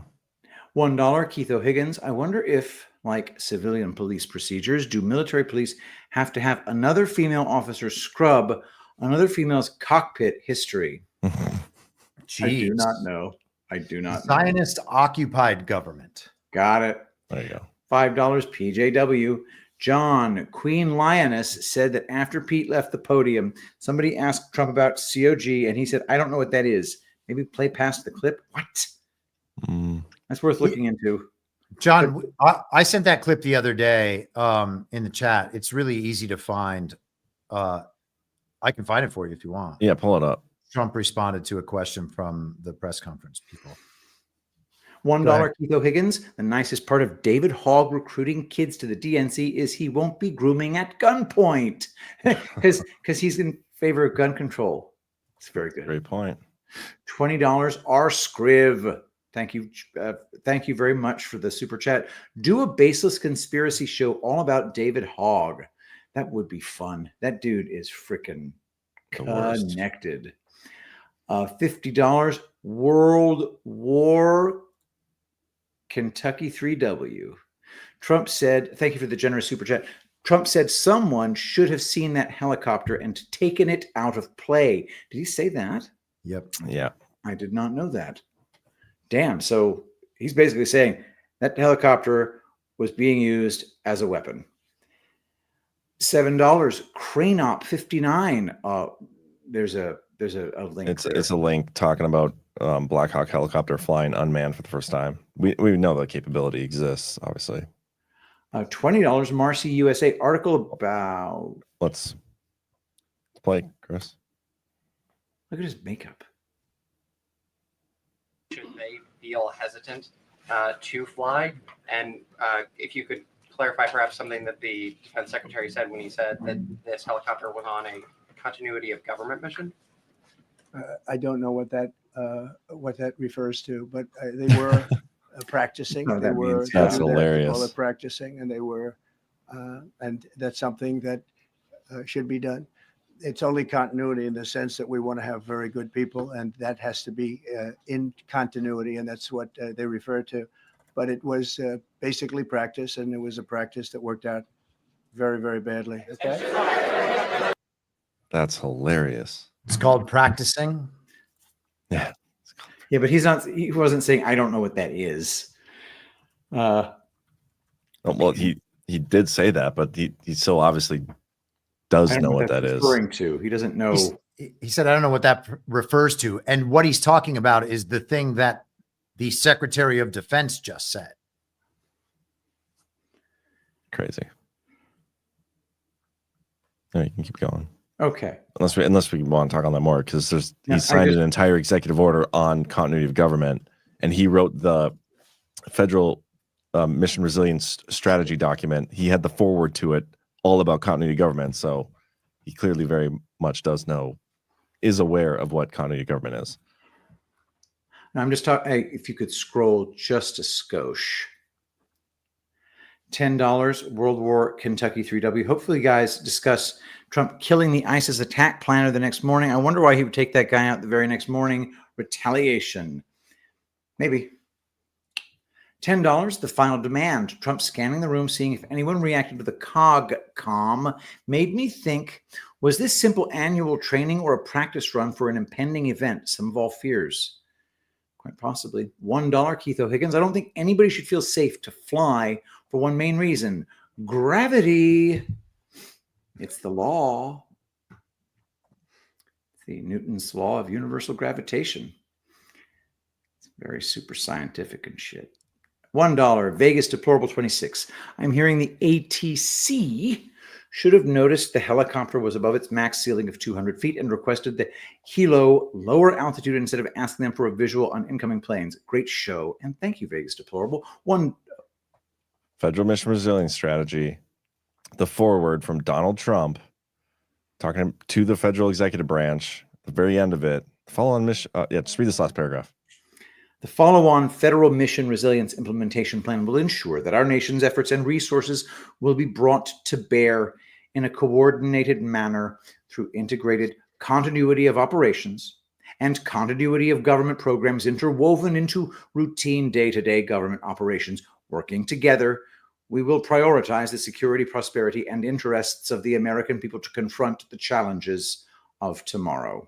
And he mentions national continuity policy in this like 4 times, so he is aware of it. So it's very interesting. He just like flat out said, I don't know what that refers to. Well, I mean, he could have said that in just a straightforward, he could have meant it in just a straightforward way. Like maybe he doesn't know what Pete Hegseth is talking about when it comes to the continuity of government thing. But then he immediately goes and tries to shift the meaning of the continuity of government phrase to something else. So he's got a press conference distracting from Tulsi and Cash, and then he basically indicates that his Secretary of Defense either doesn't know what he's talking about or is saying something he shouldn't be saying. It's a great point. I missed that when you sent it in the private chat earlier, apparently. $1, North Carolina Gal 24. What if the vaccine had something to do with it? Seizure or something? Well, maybe. $10, R. Scriv. Thanks again. 100%. People are afraid to question right now, especially because the children are the victims. This must be a vaccine topic thing. Thank you very much. $1, Keith O'Higgins. Chris, an ice skater's thread feeds a global warming thread. Think of the lives saved if the plane had hit a frozen solid Potomac River. The Russian judges would have taken points off on their landings. It's a great point. It's a great point. $20 political. It's hard caviar. to stick a triple Salchow like that. Yeah. $20 political caviar. To intercept a plane in midair takes a lot of skill. It's a matter of seconds when they are in view, and this was at night. Not saying it wasn't a target, but if it was, the skill should be considered. Well put. $5, Lone Wolf 1870. Eyes on the upcoming Super Bowl. Plane that crashed in D.C. departed from Kansas City. Plane crash in Philly departed from Philadelphia. Are you serious? Kansas City Chiefs versus Philadelphia Eagles? Yep. And I think it's in New Orleans. I think someone was saying, maybe it's not. Is it in New Orleans? I think so. Oh, my God. Okay. And of course, it was runway 33. Remember how, by the way, when we're talking about trauma events, remember how quickly everyone forgot about the truck in New Orleans thing? As soon as the New York Post reporter went through the ridiculous house they set up. Oh, look, there's his open Quran over there. And right here, he's got chemicals. So stupid. Oh, my God. So okay. Stupid. And you couldn't talk about how that whole event, hey, guys, there's some problems with this thing. And they're like, well, you got to trust those people local that are giving these interviews. No, you don't. What chain of custody? I know, right? Oh, wow. Okay. $10, Tiger Girl 76. Thanks for all you do, guys. Just wanted to let everyone know that I started a Louisiana Badlanders Telegram group. Would love to meet up with fellow Badlanders. Keep up the great work on DPH. Hell yeah. Louisiana Badlanders. And by the way, New Orleans is the Super Bowl site. Just verified that. Yeah. So Superdome.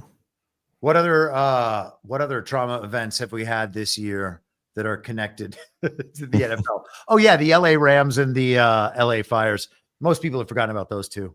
$20, Savannah Farrington. DPH has been my guilty pleasure for years. I'm so grateful that you're here. Thank you so much. Candace Owens is my guilty pleasure.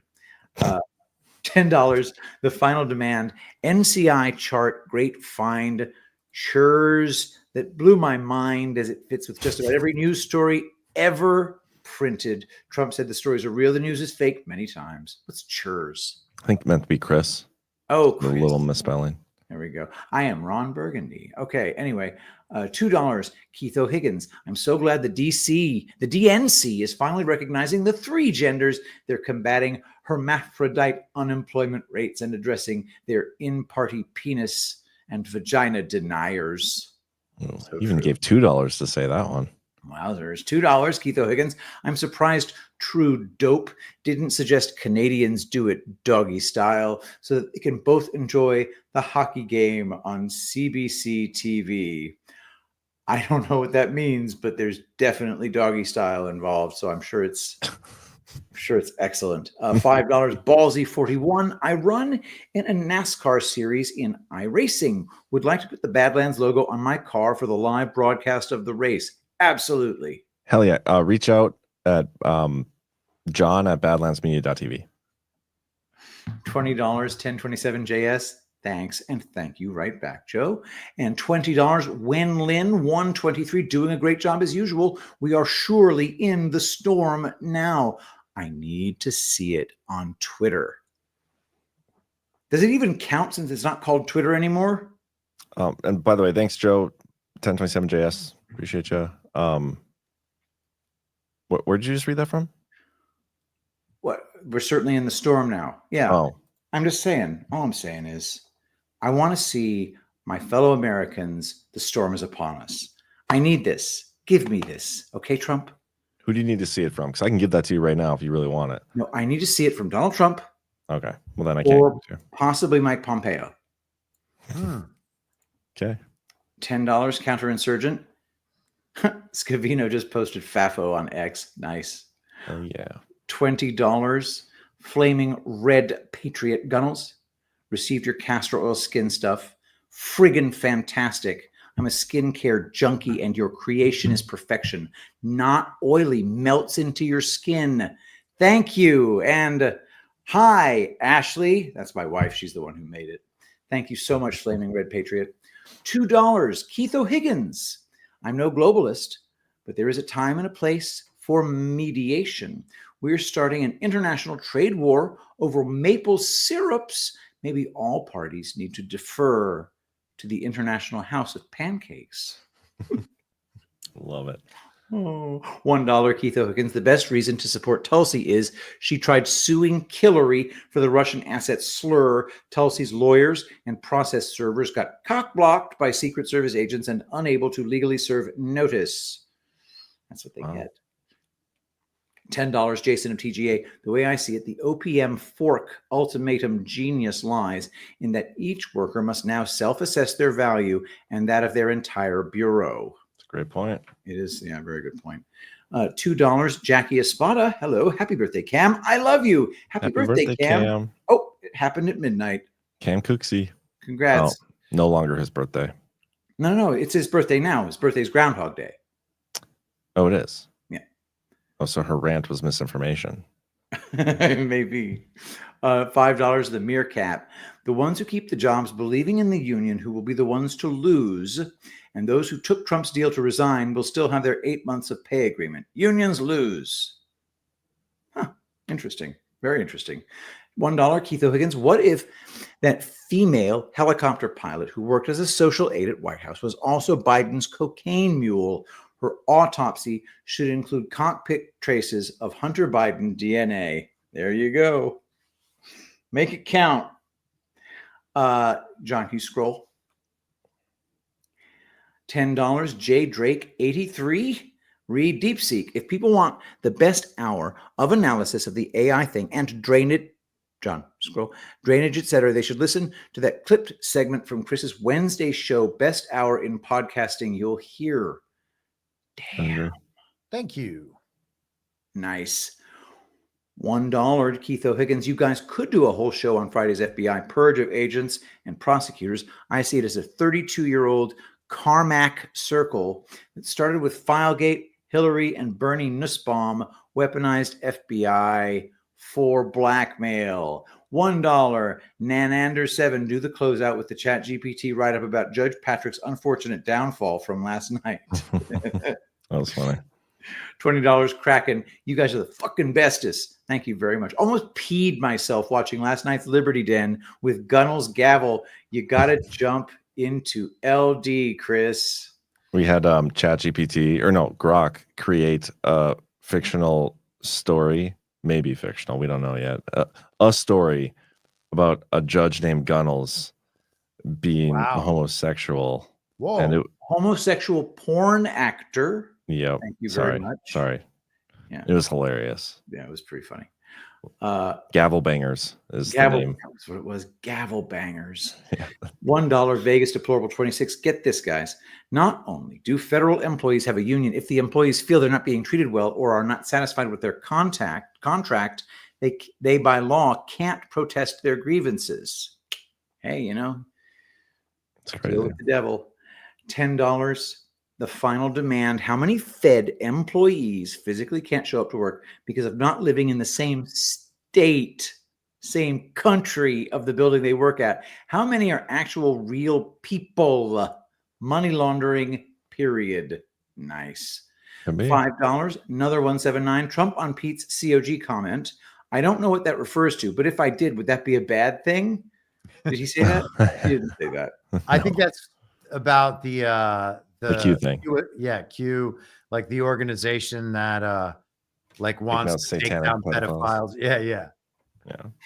$1 sleep state. I still remember that camel toe. I remember that camel toe as well. I was just blown away by the freaking yoga pants. It's hard to forget them, to be honest. Yeah, it really. I didn't care that much, but even my wife said, by the way, she's really hot. And so I went and checked it out again. And what camel toe are we talking about? Yeah, I don't even know what you're talking about. I was just making a joke. Oh, I was talking about the chick who walked in on the friggin' so-called Muslim bomber. The what? The camel toe. The woman who explored, the New York Post reporter who explored the supposed house of the guy that drove the truck through New Orleans. Yeah. Okay. I gotcha. Love being gingies. Okay, I'm not even going to repeat that. $5. Overrated. March 1. Brighton AI is released to public, a non-woke, non-censored, health-focused initial AI. Finally, a solution for the people. Maybe. And I just always want to know, where the hell are these AIs coming from? That's all we got. Wow, we're pushing 3 hours, y'all. That's great. Thank you everybody for tuning in. Hit that thumbs up, as we keep saying. This week, don't forget, every weekday 1 p.m. Eastern, I do the Daily Herald. Try to get you out of there in even 45 minutes. I've upped my goal now, so we'll see how it goes. But yeah, hit thumbs up, and we will see you next time. Have a great rest of your weekend. Bye, guys. Witness the motion picture event that is being called fucking Amazeballs.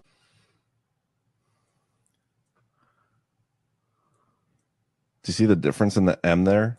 It's go time. 25 lighter on my.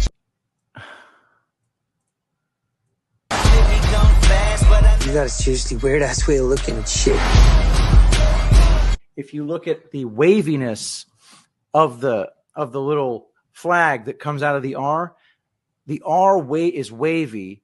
The one in the first hump in the M is not wavy. It's just a pure arc. Does that make sense? We want to warn our viewers that these are extremely graphic images. Give me a second, dude. This is more autistic than I've ever been before.